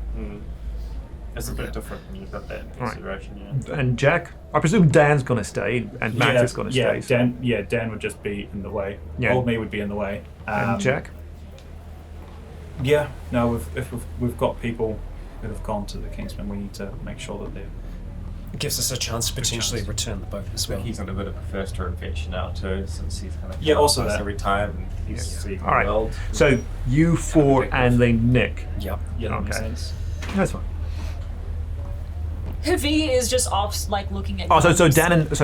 Old Man Dan V's stayed. Yeah, I know. Yeah. I'm saying that they're probably off looking at guns or Yeah, like, something. oh, man. It's a fucking, the weapons they got on. Everyone's just like, get your hands off that. Big torpedoes, right? He's like, so this pin. Question: are we able to see down onto the main? That's like. So Area? you're sort of like in a side Oh, in a area. meeting So that's what room, you're right. which is a meeting room. So there's like literally one porthole Gotcha. behind Tom's head. Right. I would also mention that I feel like if the Kings get walked over, that the others will be next It wouldn't take long. He'd been around long enough to have an idea of where the others might be. Yeah.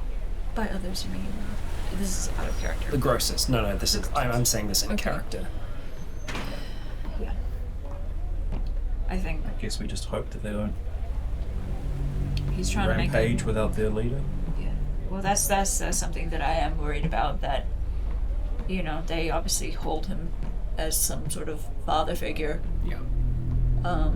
So, I hope it's not actually a father thing. It doesn't make a difference if he could be of spiritual significance to them. So either way, this is. I'm not saying you he's going fucked to a be zombie, martyr or something. but I am saying you fucked 10 zombies. yeah.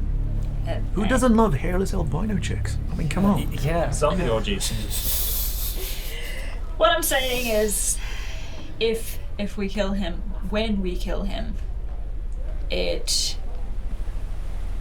might send them into a full-on rage. We don't know.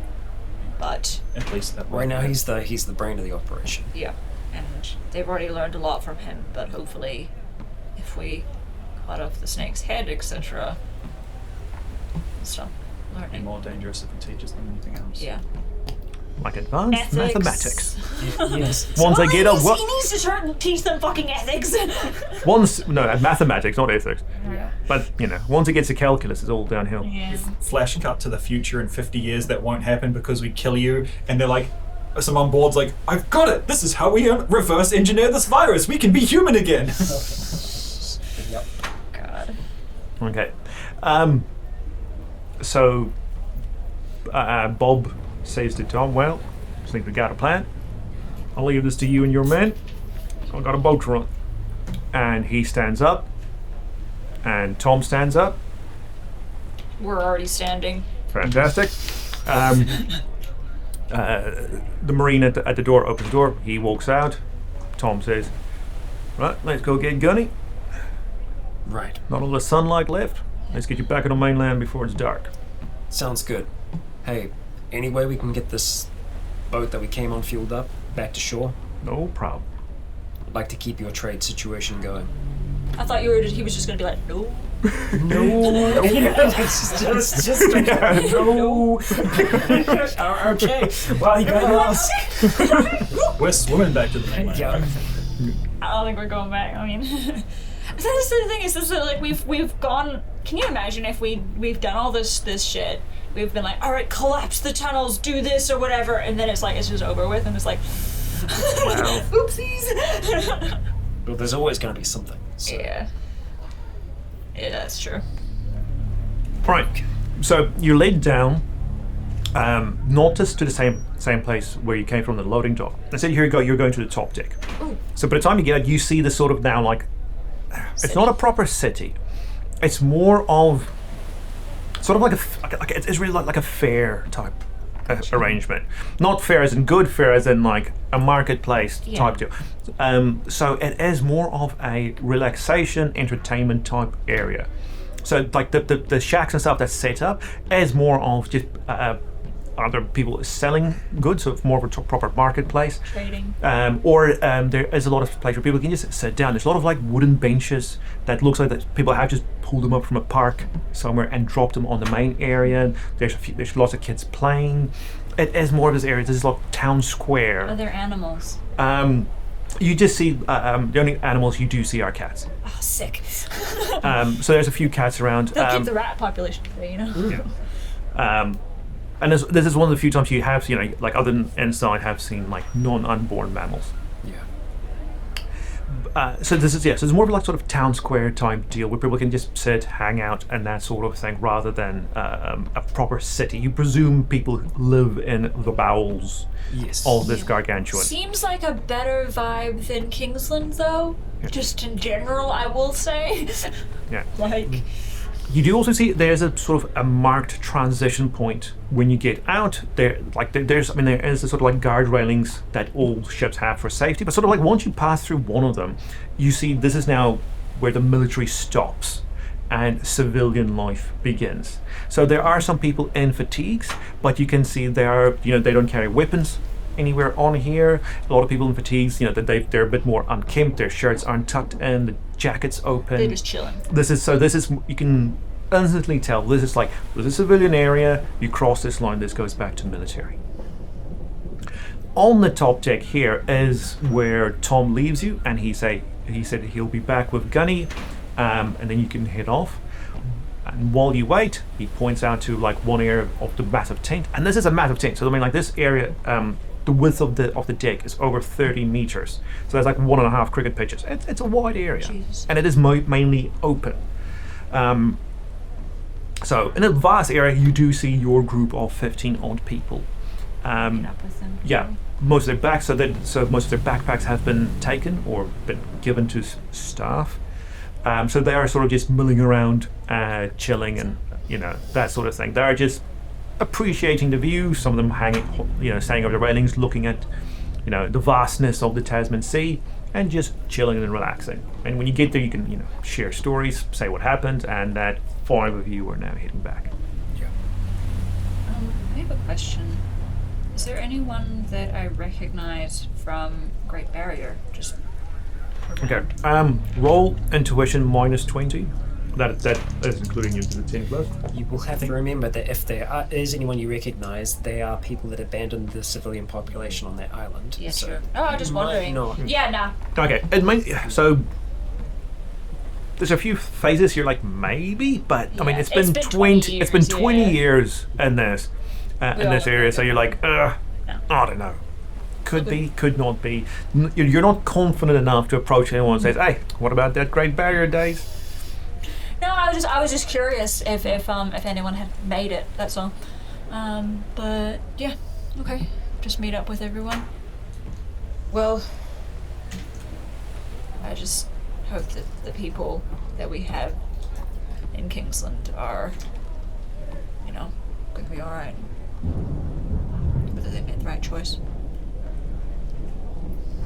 It's their choice to make. Their fate. Yeah. So this might change things. We might have a part of that, yeah. Yeah. Alright. Right. So after Say our farewells again. yeah. The second time today. All right.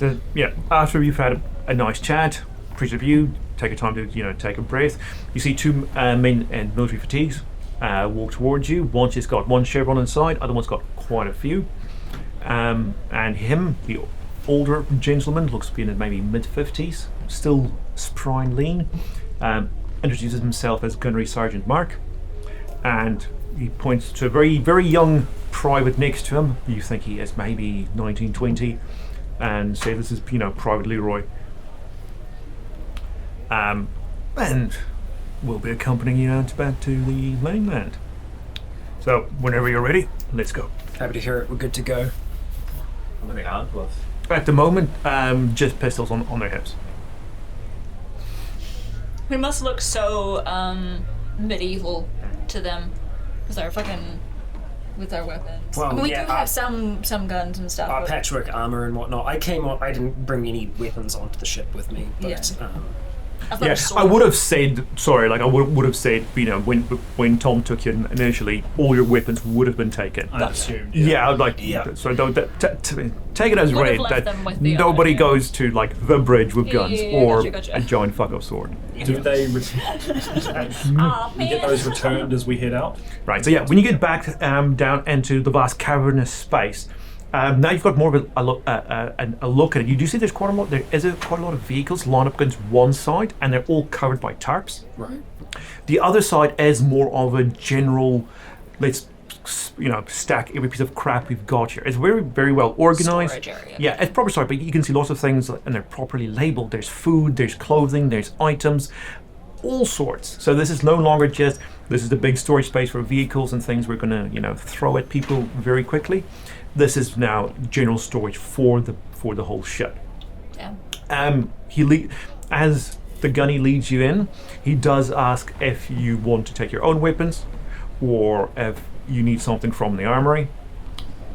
I'm not going to say no to anything from there. Right, he does say, they're not generous people, so he can give you a pistol each.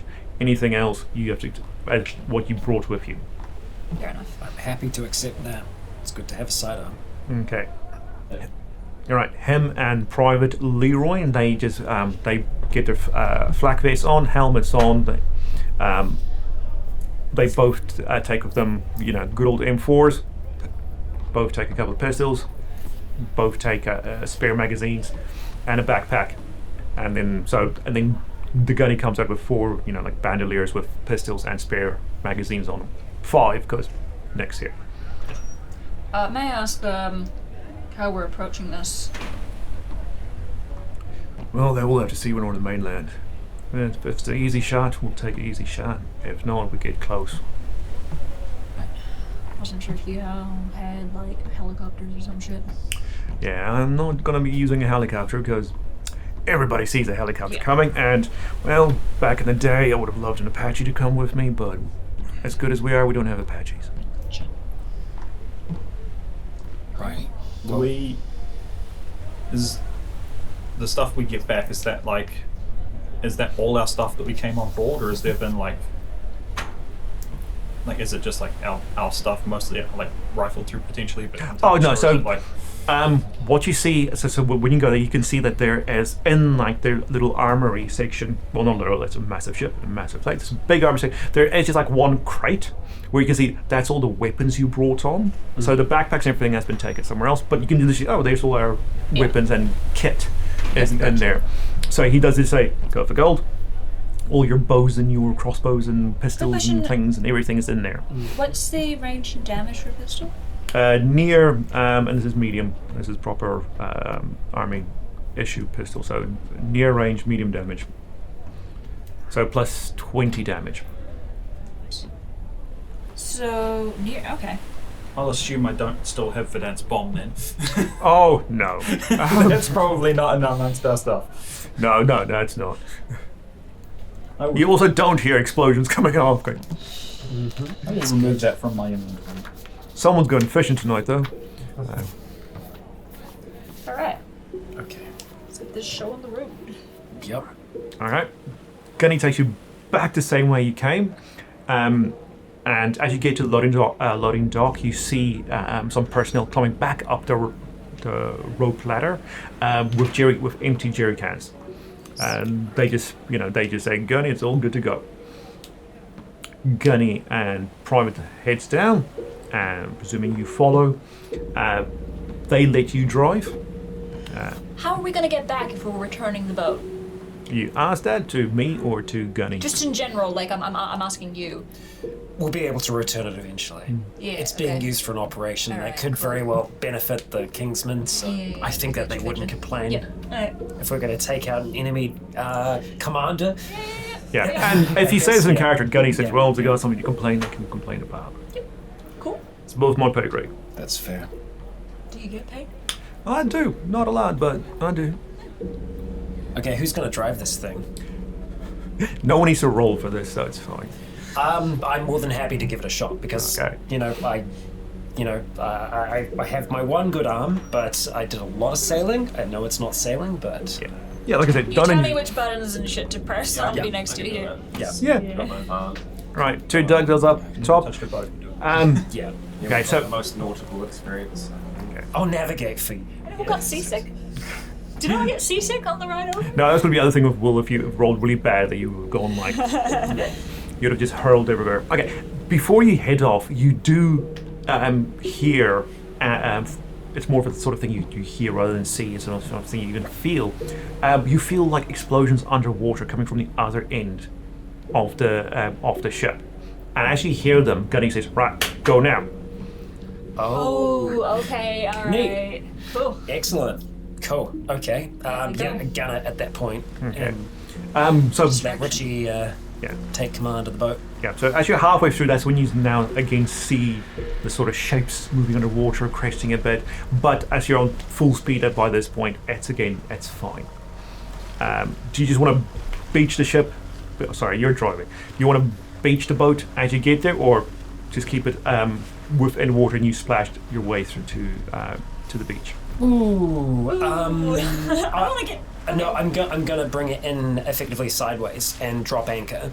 But you're gonna splash your way in as we're coming in. So it's gonna be shallow. So depending on what the tide is. Oh, it's Because if it's I don't want to Low get in tide. the water. If It's low there's- tide? It's low tide? Okay, Yeah. that's all right then. So we will have to splash for a little bit of the low tide water, but once we start getting towards the shore and I can see it's going to start bottoming out, then we'll drop anchor. Right. Everything's good. You drop anchor. Everyone just absolutely rushes off the boat. By the time you're up on the beach, away from the water, that's when you start seeing things like bump into the boat, and you hear a bit of splashing around. I take the keys with me. Good plan. Yeah, you're smarter than the entire Kingsman. It's not hard. You cross the minimum threshold. I just don't want to get back here and not see a Listen, boat. they fucking leave their door open. Like, they've got music playing and It's the shit. end of the world. They're not expecting anyone to be there. Okay, so it is now about mid-afternoon, Okay. and Gunny says, "Well, you lead the way, but we'll need to find a place to stay for the night." Well, I mean, it's midday now, so Well, it's like 2-ish, so okay. Yeah.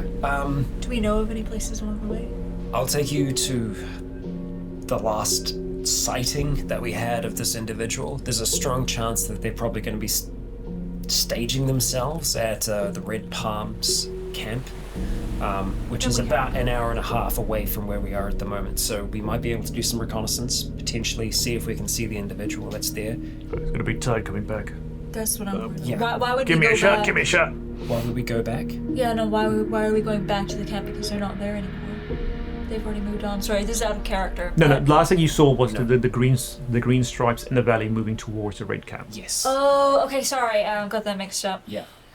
I thought that they had already moved towards the Kings already, but There is a small possibility that I might be able to lure the individual out Well, if we don't catch a sight, or if there is no sign. works for me. here's leading them, so. Well, let's start walking then, yeah? Now that we're back on land, I assume like you just made an offhand mention of it earlier, but none of the sort of clouds and that's whatnot you mentioned above the speck that was land has turned out to be any large fires or anything now that we're here closer. You're still a fair bit away.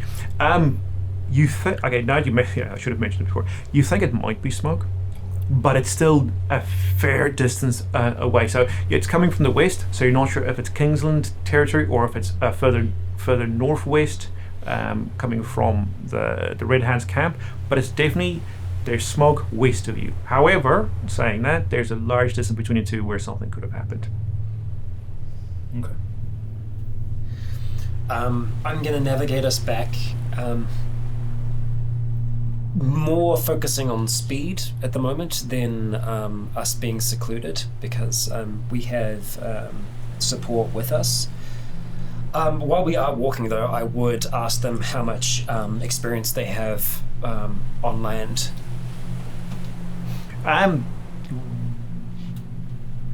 No, okay, no, we're going to make a roll for it. It's good.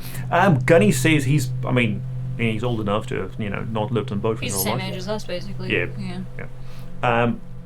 So, plenty back in the day, not as much as he wants these days, but, depending where that ship goes, you Okay. normally get some time on land. Yeah. So I'd give them a bit of a lowdown then as to the potential dangers that we could encounter. If we have to go into anywhere that's secluded, there's a possibility that we could run into things. That beaches are generally safe for the most part, but we're going to be more visible. And that as soon as the sun goes down, that's when, everything comes Where out. do you think we're going to stay for the night? Are we coming back to the Kingsman house? Bob Builder's place? Yep. Okay. And the I think the that'd be young guy safest. Leroy is still with the. Yeah, so he's so Leroy is at the back, and then Mark's up with you.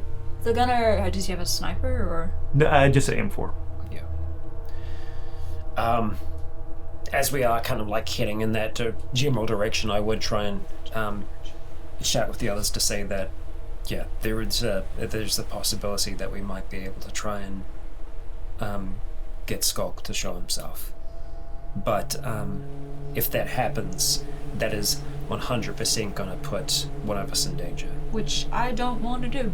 I'm not talking about me, I'm just saying I do not want you to put yourself at risk. Seems like For you have to this. get, dangerously close. That's not on the table. Motion over.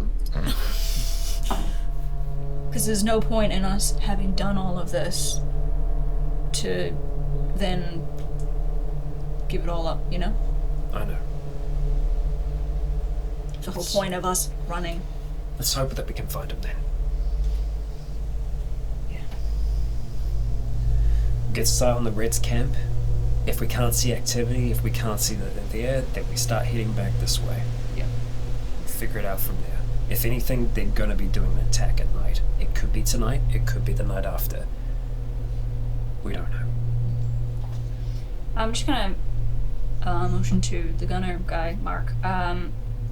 You been to the Kings? Not myself, no. Just They come to us. We don't go to them. fair warning if we end up going in that direction. And I'm just gonna explain the bad pit thing, The moat. the moat. Yeah, it's a bit nasty. He just shrugs and goes, well, it is what it is. Okay. Let's keep on moving. Right, you get up off the cliff. You go on a very nice scenic side. The speck is still the speck in the distance above, but it does feel different now that you actually know what that is. Forest to your right as you keep moving north. As you get beyond the tree line, but not quite a tree line, but where it starts there, you can see that the wind is most definitely coming from the north, and the smoke that you thought. Yes, messed up and everything. Oh yeah. As soon as we got on land. Oh yeah. Even like Mortis, Leroy and Mark, they've got military issue gas masks. Smarter than the Kings. Again, low bar, but. So the smoke that you thought was out west was actually northwest. Okay. So And as you get close to the gorse fields, you can see where your home was. Yes. Now it's no longer is. Was.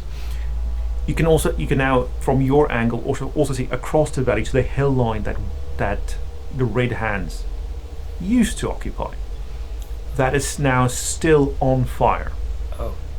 So and the fire has crept down onto the middle. Yeah. So it seems to have gone for a very long time. It might have even been started hours ago. So it's well and truly that whole area is a massive inferno.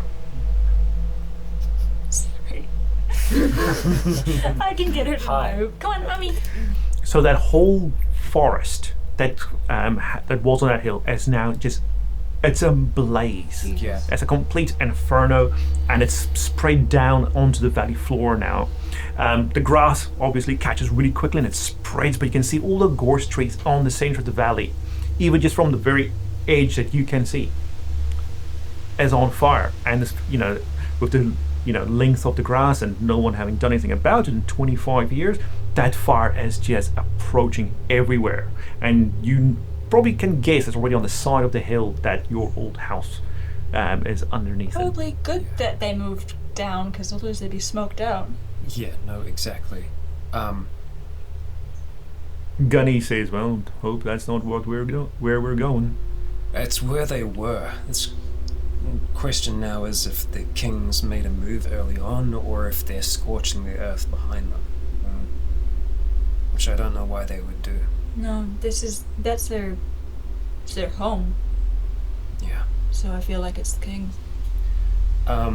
Ears out. And I'm just gonna try and listen to see if we can make out gunfire or anything other than From this is it's a few k's away to the Kingsland, and I mean that's through valley and things. So yeah, the sound probably wouldn't travel as far here for you to clearly hear things like screaming and shouting, and unless they've got a cannon, probably only hear gunfire if it's reasonably close. There's no even remote line of sight from here in the direction of the Kings, is there? To get No, because where you are, you've got the two line of hills in the valley. Yeah. and the forest that you've just been trekking alongside on the cliff is its own hill. Yeah. So you have to go either into the forest across the hill or around onto like the main road that cuts through the valley. If they're on the move, there's a chance we might be able to. We've only just left. We might be able to. I mean, a horde of that size, you should be able to see some signs of it moving if it's still nearby. Okay. In that case, let's make for the road now. Yep. But if the fire's, too out of control, then we can't get close. I mean, it's going to keep spreading for sure, but it's a question of how fast it's going to travel. If we can get close enough to the kings, we can make contact through RTs. Yeah. We can see if they have made any moves, if this is them that's done it, Yeah. or if they know the whereabouts of the horde. Trying to get my head around the layout of things. Yeah, same. If we return to the house by the beach, is there a chance the way this fire's moving that it could cut us off in the morning? Well, I'll have to go through another whole forest to get there. Okay. So that's... It may... Like, it probably won't cut you off, because, I mean, this is properly just a whole... There's, like, a literal whole forest. And it's going to be, between like, you. damp and shit, So it's... Yeah, you'll know it's coming well before. So, Yeah.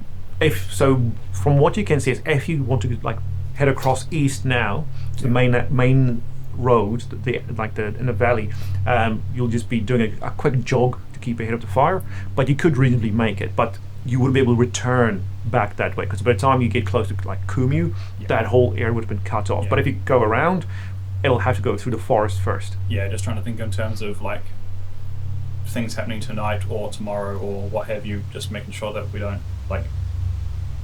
It's not the thing where if we don't move towards them now, we're practically going to be chasing a wall of fire to get there and then potentially even cut off from return. What you know is, like, if you go back, you can probably stay the night at Bethel's. You'll be fairly safe, because if anything does happen, you can always just jump on a boat. And then you can like investigate down that grassy track on the forest how things are going. I'm just thinking, just making sure that if we stay there, it doesn't ruin any chance of ever being able to get close to Skulk at all. Yeah, the other option that I'm going to put forwards is we're kind of walking, heading back in that general direction, probably heading back towards Bethel's, is that if we make it there, we can try to see if we can make contact with the kings. They've got vehicles. If we tell them we've got operatives to be able to try and take out the head of the Hydra, then they may very well send folks out to come and get us over towards there. Just one quick thing. When we are close to the valley, and close to Limbo, would we be able to just do a little click? There's no possible way that they would be able to hear us now, because if they've abandoned where... well, they did say it's going to take them ages It's to gonna take them a work while. well. This is still the same day. Remember, this is still the same day. So they haven't gone that far. It's just that we're close by. It's just sort of like, So, hey, y'all good, kind of like... Maybe better if we don't. I mean, it has only been a day. Yeah, sure. Okay. Yeah. We're just in the neighborhood. Any clicks and consecutive clicks, you probably won't be able to hide from Gunny and the private. Yeah, no, it's all good. I'm not gonna... Okay, cool. Yeah. So for the time being, we head back along the path that we've just tread back towards Bethel's, and we'll see if we can make contact with the kings. Yeah. Because this has changed things. Right, a quick march hour later, you're back at Bethel's. You go up just the centre of that nice grassy avenue that they keep driving down. Yeah. Keep trying the radio until you get in range. You finally keep going through on whatever frequencies you're sure they use. Eventually, you hear back someone quite anxious, so they sound like they're busy with something else, very stressed out, saying, "What's going on? What the hell do you want?" Good operatives. Yeah, this is I had to say that this is Jim's friend. We've got operatives to try and take down the head of the Hydra, of what's walking your way right now. We need pickup from Bethel's. Can you afford? The guy sounds very young. Just shouts back, "What the fuck are you talking about? We're a bit busy here, being overrun. What the fuck's a Hydra?" He doesn't know what a Hydra is. Yeah, that's true. You probably Head wouldn't of know the what- horde. Head of the horde. Yeah, Wait, they're overrun. Are they there now? yeah. I said, can you confirm? Are the enemy there now? He just shouts back, "Yes, we're busy with them." Gunny clearly hears and he just says, "Well, let's go." All right. Okay. Fuck. We're doing this on foot then. Yep. Let's move. They didn't keep a quad bike down at the beach, did they? No, they always brought. One came out occasionally. Yeah, they always brought. Well, maybe all we'll vehicles. find one on the way. Who knows? Well, roll luck. Okay. I will tell them that support's on the way. That's a 1. Okay. What is with that the is- low numbers? I know, right? There is a quad bike 1 meter away from us. Yeah. You turn around. What the hell? Yeah, you Terra fall over. It's there when we get there. Yeah, just as soon as you reach the gates, there's a quad bike right outside the You're gate. right outside. I can't tell if you're joking or not. No. Right. So, it's a fairly quick march, but the Gunny and the private they keep it reasonable, because they know that you're gonna be spending all your energy at the end of He's it. also So the same age as us, so you know. yeah. Oh, to be fair, he looks much better. Yeah. Yeah, we've We're been. keeping in shape. Yeah. Or was it just ghoulish? Yeah. No, we are You're just all limping 100% along. ghoulish. Yeah. Right. As you crest one of the hills and go around a corner, you can smell the smoke now as the wind from the north pushes it even up through the trees. Secondly, it is now getting probably onto afternoon time. Mm-hmm. And then thirdly, you do see a quad bike Oh in shit. front of you, overturned with a body of a Kingsman. You can see his patch. He's lying on his side. His head is gone. And it hasn't been cleanly done. Yeah, no, they ripped that off. Ugh. Okay. Well, help me. I'm just looking at the fucking trees Yeah, now. so's Gunny and the remembering- private. As soon as they do it, safety's off, Yeah. guns up, and they're just... Remembering Out. Mr. Gorse up there, naked, I hate this. as the day he was born. Flip the quad bike over, if we can, Okay. maybe. Yep, two of you go, quad bike over, it's a big beast. Yeah. It's gonna be noisy though. Obviously, we can't all go on this thing here. I Yeah. don't want to split up either. I think it's just good enough. We know that this is like a pinpoint. We know this is here just in case someone needs to be away quickly or if someone gets injured, we can take them away. Yeah. But We'll leave I it think here we for will now. just stay out front at the moment. It'll be Stay too here. loud. We've got safety in numbers at the moment, so. How far is the Kingsland from here and on foot? So maybe another half hour, and you'll be there. Yeah, I think, yeah. Oh, 20 minutes, I mean, you're almost there. So yeah, it's a half hour walk from Bethel's to Kingsland, so you're 10 minutes Good in. for an emergency out. Yeah. Yep. Shit. Right. Okay. Okay, you carry on walking, but everyone roll perception minus 30, minus 20 for you two. Minus 30. Fuck. 2. But you don't spend sigils on this, don't worry about it. Minus 30. Yeah. 87. Hey! Hey! Oh, we both rolled 87. I got 87. Oh, great. No way! No! Yeah. Fuck off. Yeah. That's fucking wild. That is a... What? Was it 100 times 100 is 10,000 times 100 million? 1 in a million shot, literally. It's a 1 in a... Wait, what did you roll? What did you roll, Dan? I got a 19, Oh, nice. but So that is literally 100, 1 in a million mathematical chance of 3 Wow. D100s. I'm That's use, fucked up. There we go. I'm gonna use the new perk I picked up today. Oh, yep, and that is We should get like a Change bonus or fate. something. change fate. Add or remove 10 to my rolls. That makes it a 9, which is a pass by 1. Oh, whoa, nice. Okay, as you all walk past, did you have to spend your sigil for that? Yeah. Okay, you didn't have to, man. Just because. All right, so as you didn't walk even know. past, you see. Actually, yeah, we didn't roll for Nick. Yeah. He's got what, 70 on with a 80. minus 30? So, because he's got 100, so roll for Nick. Just roll. If you get under 70. 87. 32. Okay, I'll give you your sigil back then. Okay, cool. Right. So as you walk on, with both Gunny and Private at front now, Nick's taking on, like he's taking the rear, and he just calls out to you. He just goes, his holster is empty and the keys are missing. Of the quad bike? Of the Yeah. quad bike. Because he says he was about to take the keys. It's gone, and you can see that the guy's pistol holster is empty. You can't see a gun around here. Can we hotwire it? No, hang on. Can we remember any calls that Gorse has used before? Or sounds? He whistled. Most of it was all up close. Yeah. Oh yeah. Well, he didn't have a tongue. Yeah, saying So- he got no tongue. Yeah, no. Okay. We don't want to draw attention to ourselves right now. Okay. We're about to go into the attention anyway. Oh, I hate this so much. It's such a bad idea. All right, you all carry on walking. Everyone now with the knowledge that someone's got a gun. I've got like sword with a gun next to it. Just taping again. You've got a gun blade. Yeah, exactly. Final Fantasy bullshit. There you go. Okay, so you carry on walking. As you crest the final hill, turn in the final corner, you see in the afternoon sun, Kingsman. Bit of a change on aesthetic since you last saw it, because the whole encampment, remember they've now extended it to cover the old primary school that they've now turned into a little town away from the factory where the gang itself rests with its little shanty town next to it. The whole area is now surrounded by a horde of walkers. And they clearly have absolutely no problem clambering down into the pits.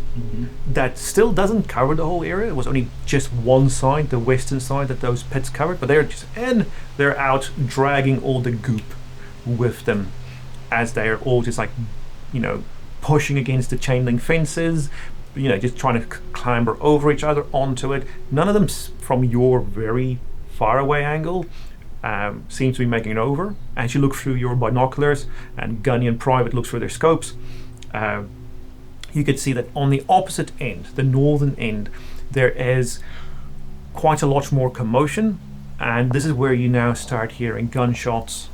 You hear quite a lot of screams, although from the distance, even through your binoculars and scopes, it's a bit unclear about exactly what's going on, other than they're keeping themselves well busy with each other. I'm guessing that's where the unborn are. Can we hear any of the sounds that we associated with them hurting them in the past? The clanging. So the clanging, the ringing of the bells, or that kind of drone? No, as you listen, you presume it's because the horde's already doing its thing. It doesn't. They've got their attention, thing. But what you do hear is, as you wait a while, two very loud, continuous hoarse shrieks that you last heard when you saw either of the spawns, the two old and very encrusted, spore-giving unborn. You do hear this, like what you first thought was quite literally the wind, just because of the pitch of their screams and just the fact that they just don't stop screaming. You do hear that a bit more clearly now, that there's that you hear multiple of them on top of all the other shrieks that is going on. So it's more of like a nice background monotone. Okay. So Gunny says to you, "Game's all yours."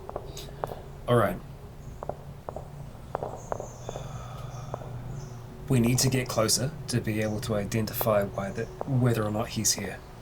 He's got to be here somewhere with the others. You think he'll be at the front or the back? He's not going to be at the front. The rest of the unborn will probably be at the back, letting the foot soldiers do their thing. So we are more than likely going to find him further away. Can we spot the unborn within the mass of the horde? So not in the The ones up against the fence. not against up in the fence. You presume that there is a lot of them over there. Although you do see running figures between you and the fence. Yeah. You're not sure if they're just like living undead, the runners, the screamers, or if they are unborn. Can I try? How much of like the horde of them can we see from here? Like, The undead, quite a lot of them, just because like you've got a nice open view of the whole west and going on to the south of the area, and it is surrounded by undead. try and locate those two big screaming spell stacks? Or Them you think are with the unborn. You can't see them, and wherever they go, the unborn generally follow. Yeah. I think there's a chance he's with them. Yeah, that gives us a potential direction to start to try and move in, but most of the attention is going to be focused on what's going on here. I don't think that they're going to expect others to be moving around the outside. Let's go. Yeah. Right, so plan is? Plan is to work with the two soldiers to try to navigate our way towards where we can hear that shrieking. Right, so based from what you can see, would probably be to like follow the tree line, because you know it's like, remember, I think last time we were here, so it was a good 500 meters to the fence, so you can follow the tree line all the way around. That is what That's what you did. one of you two ran around that side. It was Jake. Jack? Jack. Yeah, that time you ran around Yeah. to get get closer when everyone else was inside. And that's when you were like with a broken bit. Yeah. Um, So the two of us went to go and talk to Walker. Yeah. and then you went around with Mr. Gorse. Yeah. Yeah. Okay. Right. So Jack does say exactly how you can get around, because that's the way you did it last time. Yeah. And it does swing wide all the way around until you hit the main road on the other side, the road that you all came in the last time you were here. Oh, I thought. Okay. Yeah. All right. Because they've kept the, as much of the tree line fairly open so they can have a good view. So that tree line curves all the way around until it hits the road from Kumu coming in. And it seems like. Oh, not Kumu. Well, when it does eventually hit Kumu. Yeah. And it seems like most of the action is down in the kind of the valley sort of Yeah. zone. Yeah. So they're not up by the trees. They're all just down there fucking shit up. No. Okay. I mean, yes. Okay. Yes. So they're not up Gotcha. around the trees. Because I think the thing to remember as we're kind of moving along is that, well, I will say that there is still light, the unborn, and even the hounds they've got and everything else that's going to be holding back until night. Once night falls, that's when they're going to move in. They're going to try and get their people Well, we back. think they're at the front, the unborn. We think they're at the front of the building. That's where the big spore stack guys are, right? I thought we already confirmed that we knew them. Or You believe they're there. Okay. Just because that's on the other side of the Gotcha. compound. Yeah. All right. The military escort, they have close combat weapons as well. Yeah, they're all Yeah. carrying daggers. Cool. And what's called utility axes.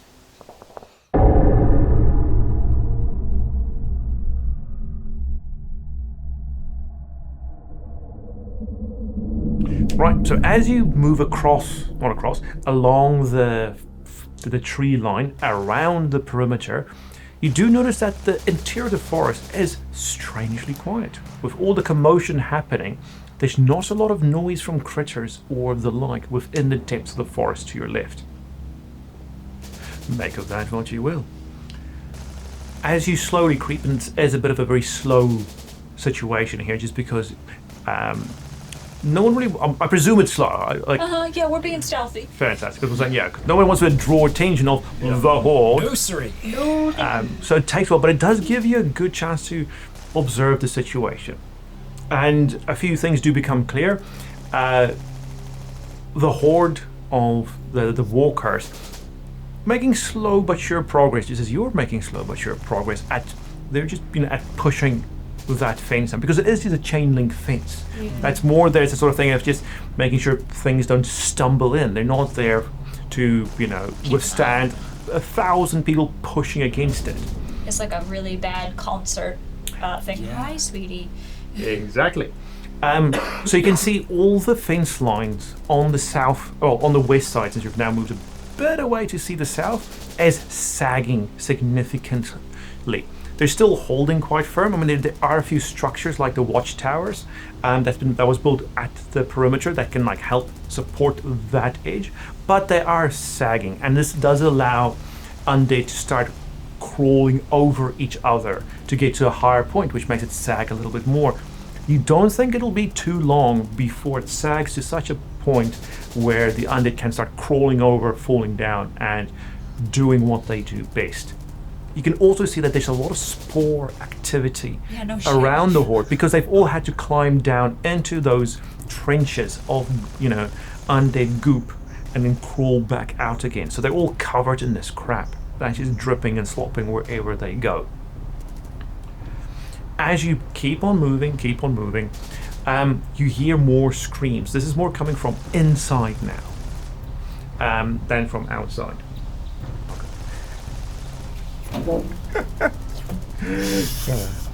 Then I wish she was just gonna turn around and go full bummed camera. There's a lot of screams happening from in the interior, specifically from what you can guess is the southeast area, across the compound from you, where the primary school is. You think there's a lot of activity now happening on that side. You can't, from your vantage point, see or know what's causing the increased fear going on there. Could be from things breaking through, could be anything really. I just hope our people have gotten out in a way. You keep going until you can see the front let's call it the front, the north side of the compound, where they have that little admin building the proper gate. That's where a lot of the gunfire is now happening. And you can see it from your angle. It's still sunlight, but you can even see the muzzle flashes happening. The unborn are returning fire either with guns or with bows, but you do see a lot of their corpses on the front, in front of the defense there. There's also a crap ton of undead walker corpses there, but there's still a lot of undead on the fence. That's also taking some of the attention from those inside who need to either, do you waste a bullet on the walker or do you fire across to the unborn? As you still slowly move along, you do have that. It's a while, so you can see at least one of the unborn who was lying down, struggle back up and slowly shuffle its way to join the walkers as it tries to now clamber through or over its compatriots. It's fast. To get there. At this point, you've still got some trees on your left side that you've been following, but it is now where it starts thinning out. As you want, and you have to make now that decision. So the decision is: do you want to cut through a forest? Not going to be too long, but it is the forest. Or do you want to skirt the edges of the firefight / battle at the front gate? I think forest. Yeah, I think the forest is going to be the safer option right now. If we encounter major resistance, though, we call it. We get out. This isn't a suicide mission. No. I say, looking to the two soldiers that are with us to make sure they realize that I have no intention. How's either route for getting a view towards where we expect this big spore creatures and potentially your evil twin would be? So the screams, they're much louder now. So you expect one to be near where this firefight's happening, but a lot of it is occluded by the edge of the forest that you're skirting around. The other voice of what you believe to be the other spawn seems to be going onto the other side of the compound. Okay. So at least one is nearby, the other one is further around, closer to where the primary school / town is. Right. I'm assuming that among the unborn that we can see in the attack, we see a mixture of coloured markings. Only red hands here. Only red hands. Uh-oh. Oh boy. Okay. So The other ones might be at other parts. So you can probably presume the other ones as the green stripes, and they followed wherever that thing went. Yeah. Okay. All right. So if we skirt around, we'll be heading towards the second one that's all away from. Yeah, but you have to move first. So you have to go through the firefight and then go around. Oh, okay. So No, just we're go- going. No, that's what I was. Yeah. Yeah. So it's a firefight, and then further around the compound is then the east side where the primary school is. Yes, following the forest, we head around that direction. Yeah. Yeah, but in front of you is the firefight. Yeah. Yes. Yeah. So you could just skirt around and yeah, then carry on. Effectively, yeah. If we're able to cut behind where that fight is happening by staying in the forest, then yes, that's what we would. I think I would like to attempt. Yep. You think Scott would have stayed to lead here, or lead the other faction through the other side? I don't know, but Could be either. At least if we're going past here, we're going to get a sight. If we don't see, then that means that the only other possibility is there, or that he's not here at all. he could not be here. Although the forest is quiet, so it's most likely there, I feel. I'm just waiting for night. And I want to get out of there before that happens. Okay. Okay, so you see the firefight in front of you, maybe a good 30, 40 meters ahead, and you're like, nope, and you go straight north, straight left into the forest. There are wits about us. Okay, everybody roll stealth. Okay. All right. What was that? Sorry. Stealth. Yep. Okay. I wonder if I should use a Give sigil. it to us. So at the moment, with plus 10, I have 100. Jesus Christ! Jesus. Nice! I'll have 52. That is a 30 success. Okay, 13 success. nice. Crap, that's terrible. Not nice. I don't think that is a success. What did you roll? My stealth is a 42. 42 plus 10. 52? Close to me. 52. So it's So- just a fail. So I might Fail by 8. fail by Okay. 8. And Jack failed by... Not even that, actually. I'm re-rolling. Jack's re-rolling. Yeah, I No, threw away fail by those dice. Yeah. I might. Jesus. How bad, how bad? Yeah. If you got enough sigils. I've got 4. Tripping over yourself there. Yeah. Okay, how much? It's not as bad as the last one. But it is. It's an 85. 85 fail. That's nearly a crit. Got a 43 43 success. Success? Okay. I used a sigil. that and make it good. Okay. You move through the forest very carefully, very slowly. You get in where it starts to get darker. You still don't hear a single thing. No chirping, no skittering, no noises that you've come to associate with the unborn mammals that now live within the dark spaces. Either they've been cleared out or they're with everybody else. As you think, all right, you must now be far enough, you start heading right where you know the main road leads up from Waitakere through to Kumu. You move in, the forest gets a bit thicker, and suddenly Jack trips over something and falls straight into a what you didn't see before, a car door that's on the covered by leaves and things, and your elbow goes straight through the glass, Yeah. and that sound of shattering just, it pierces the silence. And ahead of you can see through the forest, it's just lots of rusted hulks of cars. A forest seems to have overgrown the scrapyard. And you just happen to have tripped over a little piece of said scrapyard.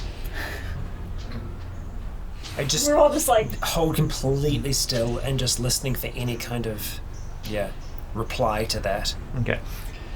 You hear a thump of something on a metal roof, like something just jumped onto a car roof, and you just hear the footsteps of the something on car roof. It's as heavy, it is bipedal. You don't hear the little tippy taps of small 4 feet, and then you hear this thing landing on soil, and it seems to be coming from the scrapyard towards you.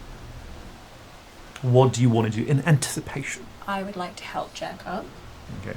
Since you're wearing stuff, I'm not going to make you wound yourself or anything. Yeah. Since just so he Yes, can up it's a- in case we need to run. just a bruise. And just And I look to the other 2 soldiers. Yeah, as well, they're and they hear and they've got Yeah, and I just kind of like motion for us to like get down, get low.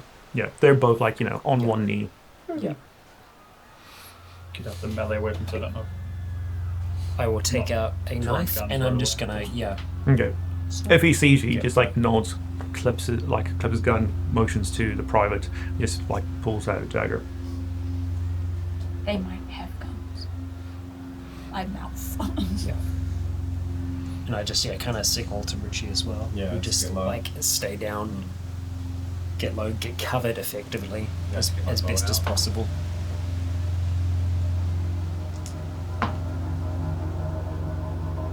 Okay. Emerging from the trees and from the shadows of the rusted hulks, you see an unborn red hand walk through, stopping about maybe like 3-4 meters from you. Just he's fairly visible. There's not a tree in between you. There's a- And does it seem like he's seen us? he is definitely looking at you over like the ragged cowl he has. And behind him you hear more footsteps, but you can't see the people there. But you can hear, on the pine needles Multiple? and nonsense. Multiple ones. Who's been spotted at this stage? He's looking, I would say he looks at, you're all in a little group, so he's looking at the group. And he's just standing there, So- looking at your direction. We're visible, but I thought we were stealthing, getting out Yeah, of but view. stealthing, although that roll was 85 badly, so that attracted attention. He would be. So then, or looking specifically at Jack, who was helped up.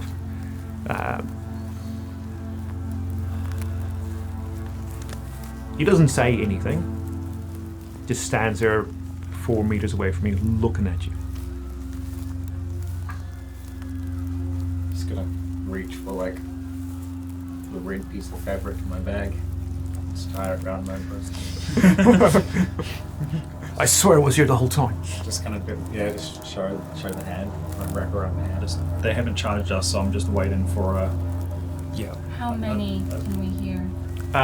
You sign one way or the other. more than 2, less than 10. You can't see any of them, but you can hear the footsteps, and you can hear the occasional if they're stepping on something rusted metallic. You can hear that step on the metal as it crunches. Do you want to say anything before it does something? Well, it's just me and you, or the ones who've been talking to them. Just pause. you've been signing to them, not talking. Yeah, signing. Sorry. The red hands kind of know who we are as well. Yeah, they do know who we are. Yeah. I'll try to just. Oh, was it me and you, or No, it was you two. us two? Right. Yeah. I'll try to just to communicate that we are not here to fight you. Okay, roll diplomacy. Can I help? If you want to join in with the interpretive dance, you can get plus 10. Yeah. Just we're all like. Getting out your pink ribbons. The swirl indicates peace.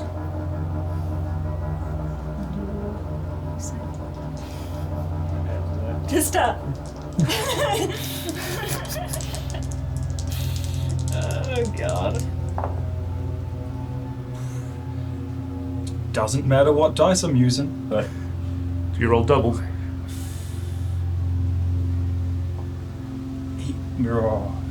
so you did plus 10, you said? Yeah. Failed by?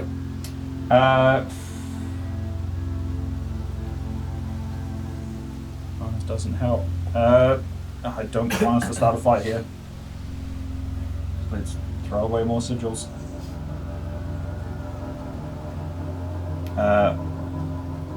I'm gonna flip that for a 28. Okay. Plus. There's a third set of dice. Just move for all the sets. Oh boy. Okay. Just 80s all across, huh? That's a low roll from what I've done so far. That's true. Right. Jesus. He removes the cowl from his rags, and you see it's Mr. Yellow, Mr. Gorse. All right. And he just merely motions you to follow him.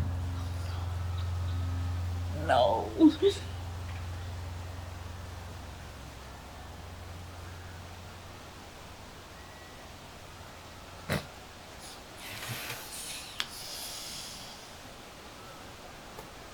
On you.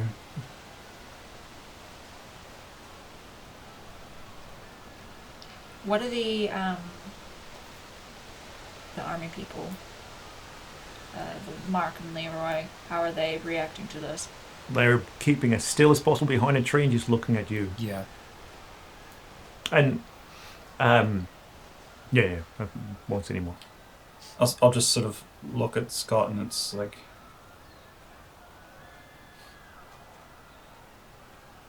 Is he armed, Who? Mr. Yellow? Well, I mean, his rags go beyond his sleeves, go beyond his hands, so you can't see if he's holding anything. But when he did motion, that hand specifically didn't have anything in it. yeah, so just look at Scott and we follow, or is it on? Like Because I Donkey sort of Kong. stand up I like kind of motion to the two army blokes to. I just motion like Yeah. stay. I'll stand out from behind the thing and I'll kind of walk up towards where Kellen and Jack are. Nick also stays behind. Yeah. You don't have to. I'll go and I'll try and negotiate. I don't think it's just one of us. It's not gonna be just one of us. It can Or just we be try- You know, it's not gonna just be you. Stop trying to do the self-sacrificial bullshit. Okay, well, are you gonna do it then? Because there's no point in all of us going. He motions again a bit more assertively. I think he is asking we for don't, all of I us. don't think we have a choice. It's either we all go or we deal That's with it. it now. We don't know that for sure. He's understood us well enough before. I'll ask to talk to Skull.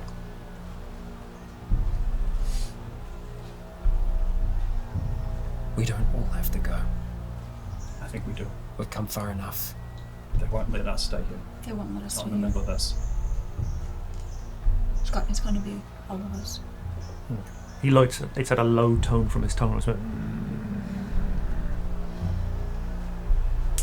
I gotta try. Okay, well, I'm with you. I'll step forwards. I'll start to make my way, and I'll just kind of like, I'll look to Richard, and I'll just kind of look towards Kellen, and I'll keep on walking. okay, he Fucking. steps to the side and lets you pass. Okay, I'm gonna walk up towards where he is, Yeah, towards Mr. Yellow, and you I'm will- gonna stop in front of him. Just me. I need to talk with him. I'm here to see him.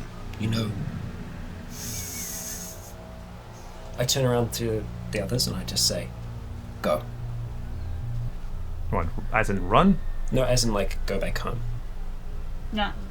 No, we'll wait right here. Or wait. Now I'm coming with I'm you. going to take half a step back and see what Mr. Yellow does. He makes like a barking noise, and you can see from behind one of the rusted hulks, the big chap stands up, I'm going to go forward. and he just like Please scowls at don't you. do this.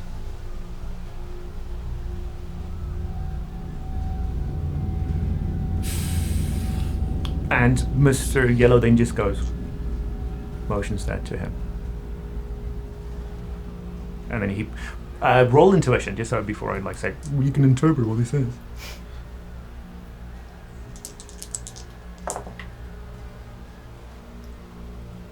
It's a 38 pass. Okay.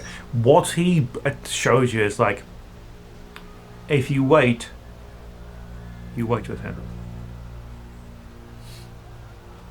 Make a new friend? Hey, big fella.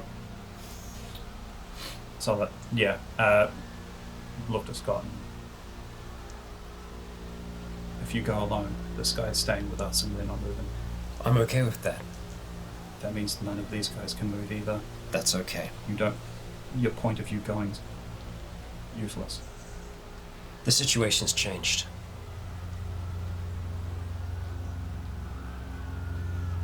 We can draw boundaries now.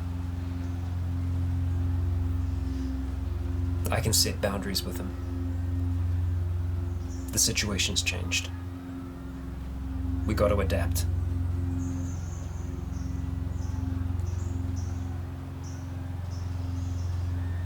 You being here is insurance. I will assure you I will not do anything stupid. I don't think you're going to, but I am still coming with you. I will be quiet as the grave. Okay, so who wants to And stay? go walkie and say, Okay. like I say, keep it on, you back pocket. Don't, we'll only be down here and back here, so just leave it on, basically. Just give you some tape to tape down the hold button, just so we can hear everything you're saying, just in case. Okay.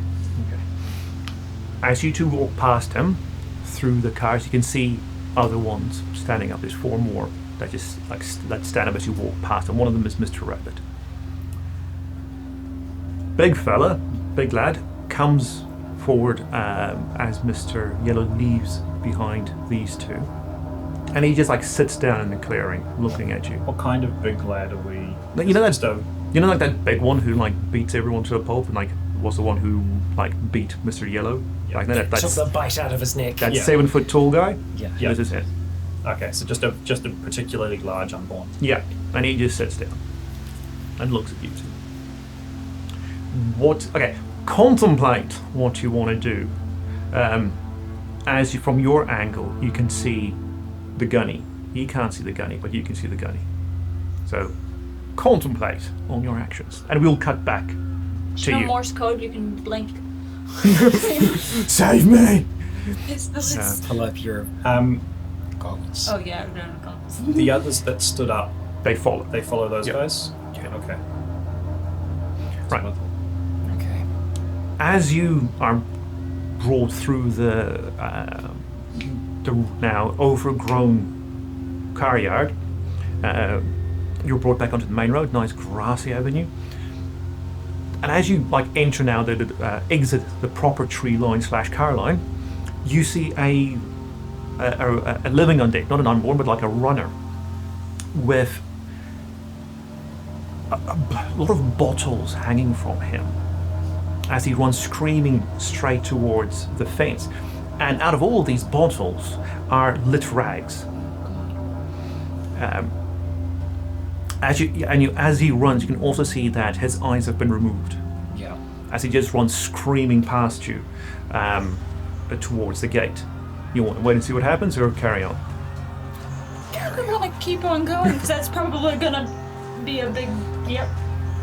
Carry on. Okay.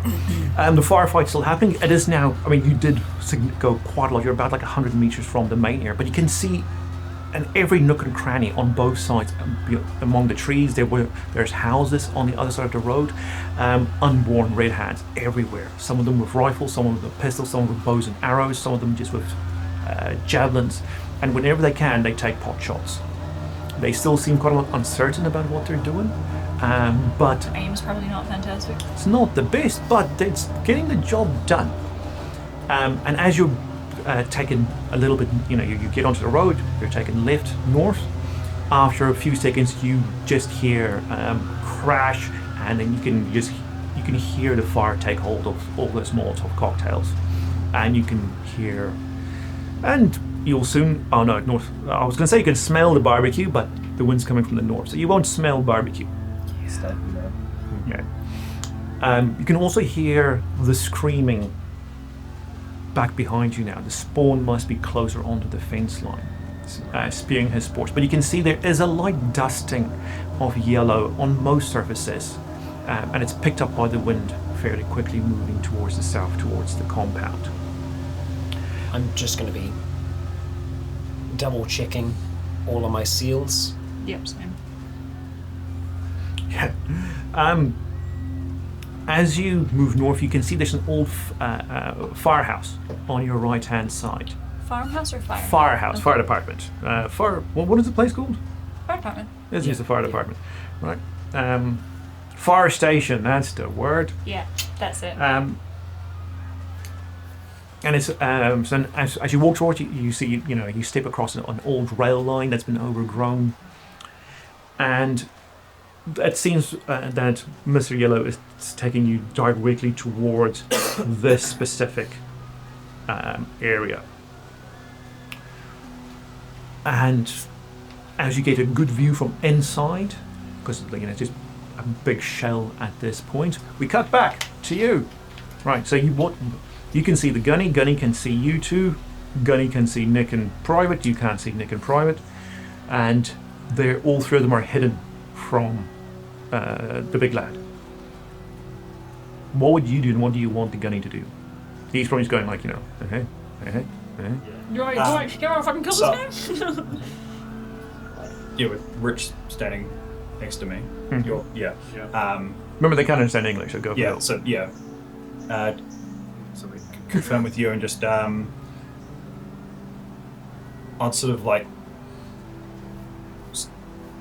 try moving just sort of like around a little bit, like not sort of like leaving the area, just sort of like sidestepping around, see if the big guy sort of like watches as I move. Yeah, he does. He keeps an eye on both of you, but he does just tilt his head slightly and looks at you.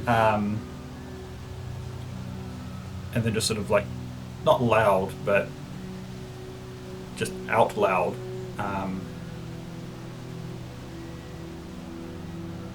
Say, I think we could take the big guy quietly.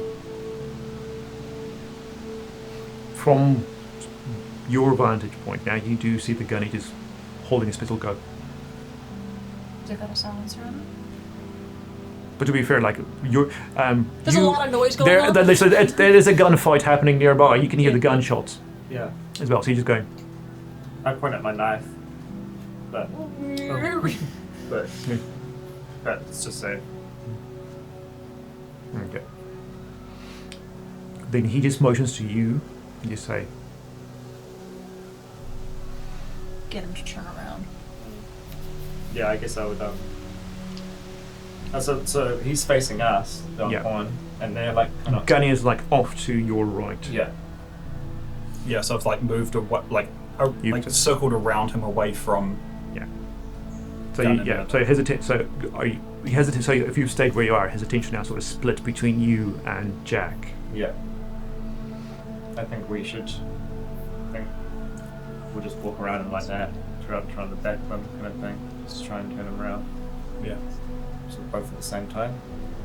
Okay. Just really slow. If you both move in like a pincer, as you get close, he will stand up now. Yeah. Since he needs to and take a step back, since he wants to keep you both within line of sight.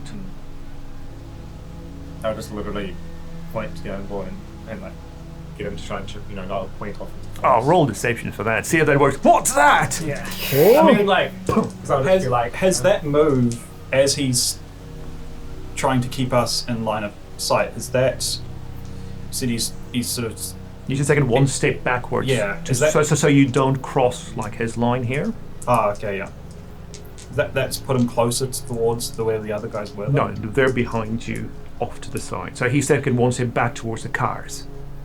Oh, okay. So because I was thinking like we've gone around. Yeah, Richard, you want to go around the other I've side, gone the like other side, right, yeah. like this, like a pincer. so deceive. Yeah. Roll plus 20. The man's dumb as a brick. Reroll that. Fuck, it's the exact same roll. Holy again. shit! What is it? 74. 74. Oh, You go, same roll twice. What's Same that? roll twice. He just looks What at is you. going on? I don't know. It's a weird, day. strange day. Okay. As that doesn't work, let's just see. Oh man, I had such a nice shot to take and he missed. Oh no! Great shot. Yeah, as he did, he was like, oh, you can hear a sigh, and he just like leans out and takes a shot, and it just sails straight past this thing's ear. Oh, one of the gun. The gunny took a shot, and it just sailed straight past his ear. It was so close, or it would have killed him. If it had that thing, he would have not seen it coming. But he does now. And so he starts just ignores you two and just starts running towards the tree, which won't take him very long. He had to get up first, like he was sitting, right? No, he stood up when Reese tried to pinch him. So he just runs. It's going to take him like a turn to get there. So what do you want to do? Can I? That means he's turned his back on us. Yeah, he'll have to, like, since you're on the side, he's going to run through you two. I want to take that advantage to charge him from behind while he's charging them. Do the same. Like, you won't get a charging bonus since you're both running in the same direction. But try and catch it him. won't be a charge, but he's got his back to me now. Okay. It gives me a. Okay, and what would you like to do? You've got a gun, yeah.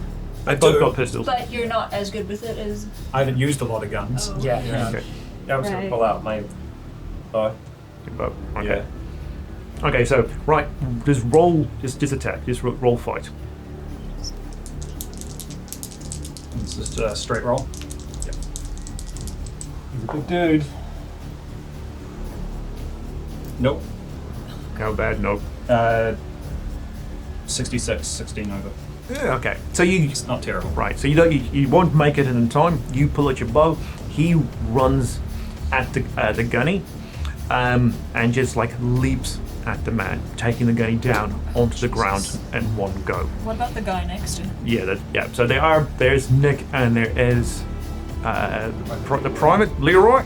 Yep. Right. So we'll cut back to as you walk to where you can see a good view into the shell of the old fire station. So I have no idea what's happening at this stage, but I know that I've got my thing kind of like pinned down, and I'm just going to say, old fire station. It's been a while since I've been in one of these. Okay. Yeah. No one's listening, but yes. Yeah. You just hear, they just hear back. What are you talking about? I know there's a fire station. Well, they can't call because I've got open cots. Yeah.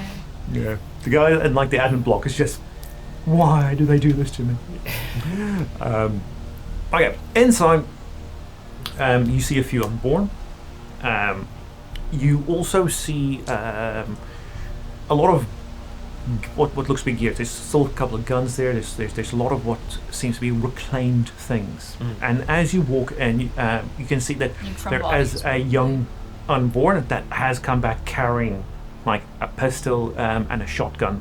They both seem to be bloodied, and just puts it just throws it on the ground. No. And then two more things you see. One is what looks to be half of an oil barrel, just filled with goop that is slowly just emitting spores. And then at a nice a table that's propped up with bricks on one corner, with what seems to be an old map of the area, is Skull. Standing there looking at and with some unborn, let's say, 4 in the room. So, including the wee one that just came in. And he doesn't notice. So you're coming in from the side, and he is just looking at things, and he speaks to the unborn, and it's that sort of like half broken English that you've heard them parrot back. But they seem to be unable to understand what he means, because he says something to one of them, and he goes and gets a gun, brings it to him, and then with only one arm, he gets him to hold it. He just takes a look at the magazine, says something to him. The little boy brings a whole handful of bullets, throws it on the table. He just picks this one, just points, and then the little boy just puts it into the magazine. He flicks it back up, and then says something, and the ultra unborn then just walks out. And then as he walks out past you, Skulk's gaze follows and then sees you. As you walk in with Mr. Yellow and Mr. Rabbit, the other ones seem to have disappeared. So it's just Skulk and us. And now And Mr. 4 Yellow unborn. four. Mr. Yellow, Mr. Rabbit, the wee one, and one more. Yeah. Through the respirator? Speak. Clearly not. Clearly not. Yeah. And you can see he is covered, his parka and everything is covered with Yes. a thin film of the yellow spores. Yeah. And a lot of it seems to have almost spread across his parka. You can see little tendrils. So it looks almost like a wash of yellow rather than individual dots. Yeah. Hello, he says. See the attack's going well for you. Could be better. You offered us an ultimatum.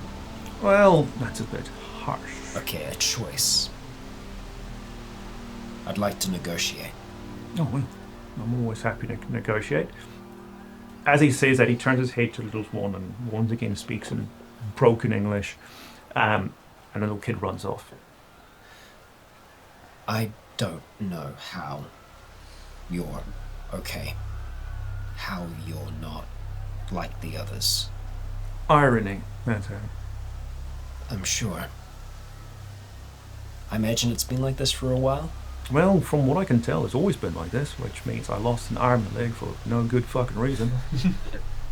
That's the irony. Yeah. Right. Well, you still had them with you. Well, yeah, I mean, that's a bit of, they can't do this because Yeah.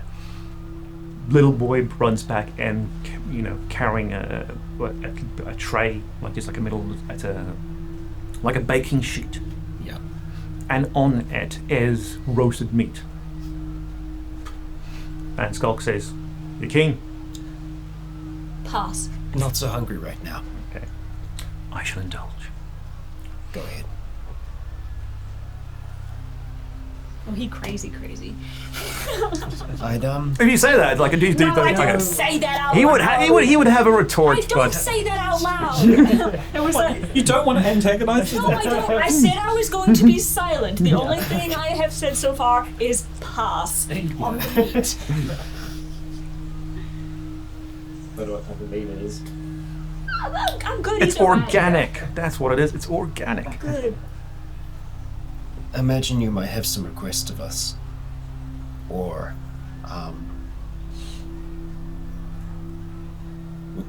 requirements? Not really. I mean, like I said, it was just a choice. More of, it's a bit hard to get anything through to these things. So, had limited words, he says as he takes another handful. But, it was more just, did I just want to get up against you? Because, yeah, I've already seen a few of our people in there, which was a bit of a, Some of them chose to. Yeah, you could have all stayed back inside. That was a bit of an implication I was hoping would be conveyed through, that human tape recorder. And it be nods towards Mr. Rabbit. We offered everyone a choice as to what direction they wanted to go in. We weren't going to tell them what to do. So, some chose to come here. And some chose to die here. Yes. The rest of us, we want to continue. Be able to continue. Yeah, no one stopped you.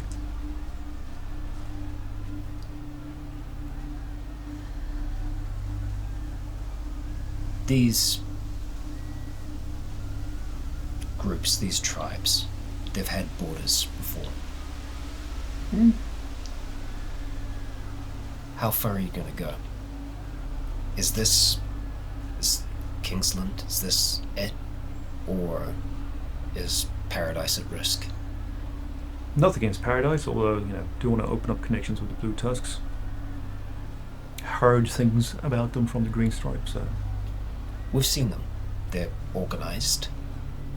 They have groups of us that they're moving around.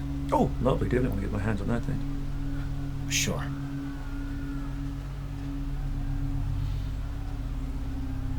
If you are willing to give Paradise space and give us space, then I think we can see it eye to eye. Well, never had a problem with that. The lads did like your roasted meat, so. Other than, teaching them how to do it themselves, but, self-sustainability and everything. We're gone from Limbo. Ah, okay. Yeah. We'll be moving on. Fair play. That coast, that shore, That can be the red palms. We've got no... Well, according to them, it was already so. Yeah. But if the green stripes, if they are willing to stay where they are, to not go further north, to not seek out paradise, then I think we can make this work. Well, they've never sought paradise. They have no concept of it. Also, once it's all done, there's just one bloke I need to kill. It's a bit of a thorn in my side, but then the green stripes are going to be part of the red hands. Right. So all of this is just to get to Walker? I've never met Walker. I have no idea who he is. He's just not playing nice for the red hands. Yeah. Get that.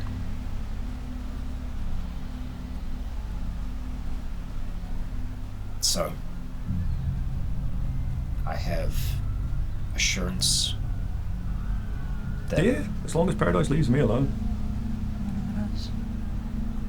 Well, you came here. If you want an escort, you can get an escort. Just going to have to be the long way around. We don't need an escort. We just need a guarantee, I guess. That'll cost me nothing, sure. We made it here fine on our own. We can make it back.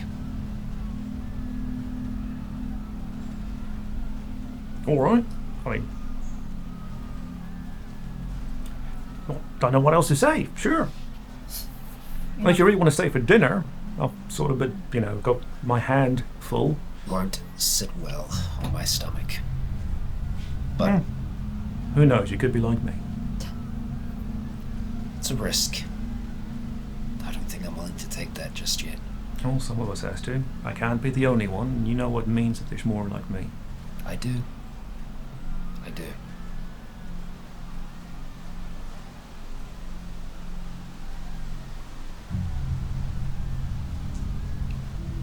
Going forwards, if there's a way for us to communicate, how and where would that be? Well, depends. I'm trying to see if I can just grab this place once they're done with it. Can't really go home as such, but we'll see. Depending on how the fire goes, could go north, otherwise we can just keep heading south. I hear there's a lot of good things back in the city. Apparently it's all unborn just there now, so... There's not a lot of people that could touch it. Exactly, so... might make... see how I have to go across, but, we'll could make a nice home in the city. Depending on the fishing, though, but... If you do go, and you have any will to communicate in the future... Yeah, I'll set up a smoke suit. Yeah. I literally cannot repair technology with one hand, and not like these things know what to do. No. You can ride. Send a messenger pigeon. Who knows? The coast can be a way to communicate. Bethel's. There's that place. That's true. Well, hopefully it'll be my new summer home soon. Well, if it is, then that's where communications will be. Sounds good. So, now what? Now, the two of us are going to walk out of here. Sounds good. Just saying, I don't have any say about what the Kingsmen are doing with their guns. If they see you, that's fair game to them. I realize that. But we're going to go through the woods. Oh yeah, that place is empty now. Go for it. Is that your doing? Technically, look at all the noise we're causing. Even in the brightest daylight, that's going to attract everything. Yeah. Why do you think most of my unborns here? All the rats are inside. They're doing my job for me. I've got one other question before I leave. Somehow, like you said, you're okay. Somehow you're still you. Among all of this. If there was a way to help others, to make others that way, No idea. It could just be a fluke thing, you know. Some people are immune, some people aren't. I Could didn't be do- something in your genes. Could Exactly. be something in your blood. Well, you know, the way those things have been going, not going to be helping regular people. Would you be willing to give some of that? Your blood, that is. Well, while I'm immune to the plague, I'm not, you know, immune to just getting infected. So unless you've got something sterile in there to draw blood, that ain't happening. I don't. But going forwards in the future. Oh yeah, I mean, yeah. You can always bring something sterile around, bring a nurse. You know, just not Willow. She's liable to put something in me rather than take something out of me. Fair enough. All right. The Green Stripes keep their northern border where it is. Passage to the Blue Tusks, I think that's negotiable. We'll stay out you here. Sounds good. Want my boy to drop you off back where he found you? No. We know the way. Okay. Mr. Yellow will follow, just so all of my people knows. Not a problem. Glad you can make the line. We're not. Mr. Yellow's coming with us. Fuck. Drag him off into the woods. Jesus Christ. See you again. Take care. Hopefully I'll have a nice new pad when you come. We'll see how much Volpin in the race I can make. Maybe get myself a penthouse apartment. Sure. Sorry, one last question. Mm-hmm. People of ours in there. Do you care about them at all? Yeah, literally nothing I can do about that. I only saw one maybe like 10 minutes ago when I poked my head out. I didn't know there was any of ours in there. If you did know, would it make a difference? Would have probably sent someone in first just to scout things out, maybe send a message, but this was already in motion last night. Yeah, once that snowball rolls down the hill. Alright. Let's go. Yeah. Turn and leave. Mm-hmm. Okay. And he barks orders in the tongue of the unborn, and Mr. Yellow follows you back out.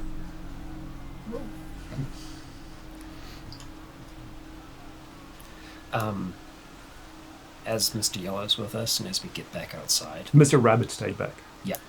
I'll kind of bring my head close to Cal and say, negotiation was the only option I had. I know. I couldn't do anything unless I'm alone. I wasn't going to put you at risk.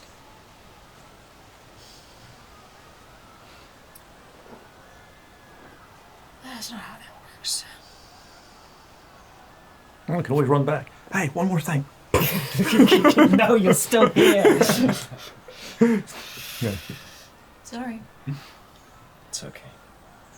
Not sorry. Got away. All right. Now we cut back. Yes. Big lads on the gunny. Oh God. You're right. You're like, you try to get to him, couldn't, on the gunny. You've got your bow drawn. Do you want to take a shot as he's on top of the gunny? No, I'm just aiming. Yeah. Okay. Let's see if the Pride was a better shot. No. Hang on. Okay, at least doesn't hit. What road? Neck. Hey, he gets a shot. Oh, he gets a very good shot. He shoots and goes straight into the thing hip, into thing's right hip as they struggle. And you can hear this big beast just roar out in pain as it tries to take out its anger on the gunny, who does a handy job of just rolling out of the way as this thing can't put any pressure now on its right leg. You know, it tries to step and it just collapses in as it tries to just take a big fist onto the gunny. Want to take a shot? Yep. Plus 20. Oh, hang on. Plus 25. 25, sweet. Oh, fuck! Failed by 2. Oh! I'm just gonna re-roll that. Were you aiming? You took the term. Yeah. You took a turn. Was that the plus 25 or? Okay. Hang on, what's your shoot? 60, so it'll be Okay, no, okay, so then, sorry, it was supposed to be half your shoot. So yeah, plus 5 more, so you just, so that would, 90. okay. So you just succeed. what did you roll? 87. 87, so that would have been a success, Success. Oh, that's a massive success. Okay. Shit, dude. And since his leg's already gone, it goes up to the chest. Oh, God. So yeah, so you take a shot through it and it goes straight in and out. And the thing just like tries to talk and his blood just follows the wound in the chest cavity, and he just collapses and tries to just keep struggling. He just keeps crawling with like one hand towards the gunny who's just bum scooching his way backwards with his gun trained on him. I got the big baddie. Good shot. But like 87 fuck. again. How many times have we rolled 87 today? Quite a lot. Oh my god, was that 87? Isn't the one that could be? Did we Yeah. roll Yeah, we all rolled 87. And he rolled 87 again, man. Shit's broke. Gotta restart the game, guys. Yeah. Bug in the matrix. As we're walking back with the comms turned on as well, I will say that we're returning, that we managed to negotiate. How long did it take them to walk there? So this is now, like, by the time you shoot him, they've just walked in. Oh, okay. Yeah, Might it's have cool. a chance to just like put him in the bushes or something. Yeah. So This one's gonna No, that's okay. If they've still got time, then yeah. So we'll be able to hear the conversation that we're having as well. yeah. Now you can like hear everything. So you hear the entire conversation we had, and because As we're going back. and because of that, as soon as everything's sorted, Gunny makes sure the thing's dead, sticks a knife through its ear. As he hears the conversation through the open comms, he signals to the primate, and they start moving off. They don't wait. They don't Yeah, no, I'm do following. anything. They just go. They start hitting. Up. Towards where we were? Yeah. Okay. Yeah. Hey, if they want to kill him, Oh, well, no, I was hoping the times might align. Yeah. So we'll see. We're heading towards these guys. Yeah. Yeah. Right. Do you want to follow? Yeah, I'm following. Okay, so you get to the edge of the forest. You get to where the cars are. You see all the commotion. You do. You can see the fire station diagonally across from you, but you can also see the houses on the opposite side. You can see that there are unborn in there. There's still a lot of commotion. A lot of activity, even if the commotion is down the road towards the siege. So there is open ground you need to cover where you may be seen, or you need to see if you can like take shots of them now and gap it. I want to ask as we get up to that end, to Gunny, how close do you need to be for the shot? I need a good. I need to see him. I need to be able to see him. From where we are, how's the?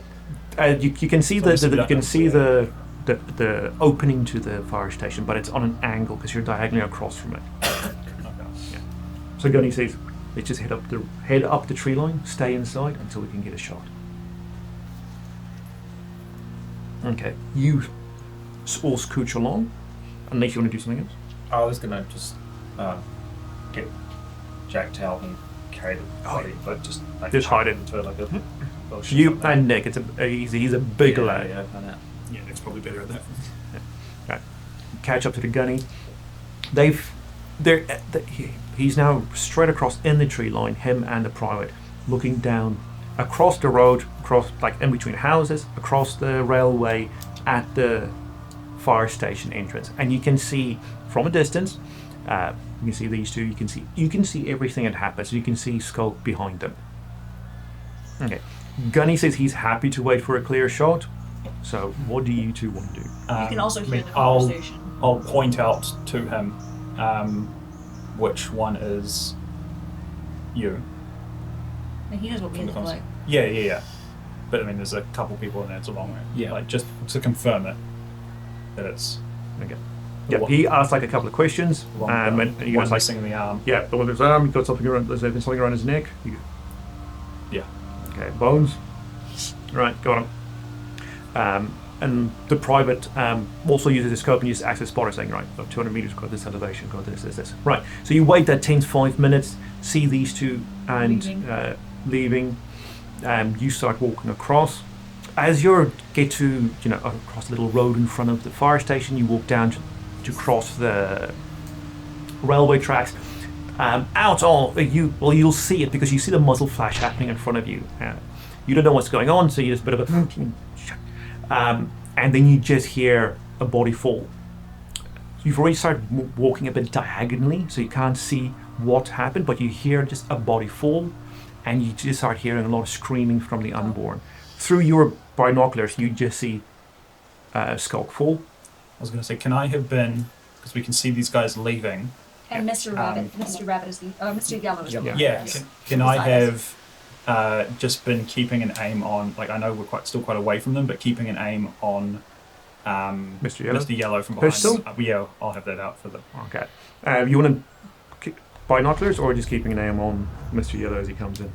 Yeah, just keeping an aim, I guess. Okay, so you don't see, I mean, you can vaguely see, because it's about a good 100 meters distance, that Skulk's dropped. They all go bananas in there, everyone else. And what do you two do instantly? So we hear a gunshot, we hear them start to scream in there. I think at that point we'd both like look at each other and then just gun it. To where? Towards where we were. Okay. Not in the fire station. Yeah, towards through the scrapyard. Okay. Yeah. Mr. Yellow immediately turns around and runs back towards it. Go. As soon as as soon as he's shot, like 2 seconds, looked and puts his gun down. He goes, "Let's go." Yeah, as soon as I see Mr. Yellow is turned and left these, and isn't going to chase those two as they start running, I'll stop ignoring them. I'm just going to head towards wherever they'll be meeting the forest line. Right, so you catch each other in the start of the scrapyard in the tree line, because they could see you coming. Right? Yeah. And we just run. Yeah, and you all just booted straight through the forest. Everyone heard the conversation. Yeah. Yeah, I will. As we start to get in close towards the others, and then just say to everyone, If we can get to the. Oh no, the car bike doesn't have the fucking keys. I say we go and we keep going. We don't stop until we hit the ocean. Yep. Okay. Very tense run back through the forest. It is now getting onto almost sundown, so the sun is getting closer to the horizon. Everything's all back there. Yeah. But you think it's only going to be a good half an hour, and if you gun it, that's might be 15 minutes of a hard jog. Yeah. As you disappear into the woods, the sound of the battle fades. So whatever happens. I'll just as we're running, just he said the forest were clear. We just go. Fastest route back. Okay, I know the way. Yeah. And I will use my navigation skills to, as best as possible, navigate us towards Bethel's, towards that boat point. Okay. You get there about 20 minutes. You can take a quick look at the ocean, can't see anything, splash your way across to the boat, haul anchor, and then haul ass as you go back to the ship. I think the second that we get into the boat, I just tear off the respirator. Would want to make sure that on the way back, I would want to do a visible check on both myself and Kevin to see if we accumulated. Oh yeah, like as we're splashing through the water, I might just do a would quick be roll. I mean, you'll have spores on you because you were in there. I will do the same thing. Yeah, I'll just roll and I'll just kind of everywhere. Get the stuff off. And fuck it, I will keep everything on. Yeah, I'm gonna keep everything on. We just need to go through get them to hose us down when we get back. And as we kind of have a moment, once we're on the boat, I'll turn back to the others and say, "You got him?" Yeah. Sure. Wasn't a headshot, but you went down. Unless he was wearing a steel vest. He's a window, I mean, you had robes on, yeah, but you didn't know. But what he says, unless he's got a good half an inch of steel in there. Yeah. Mm-hmm. Holy fuck. Okay.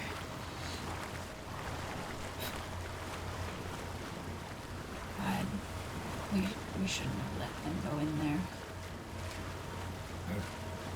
Our people. They knew what was coming.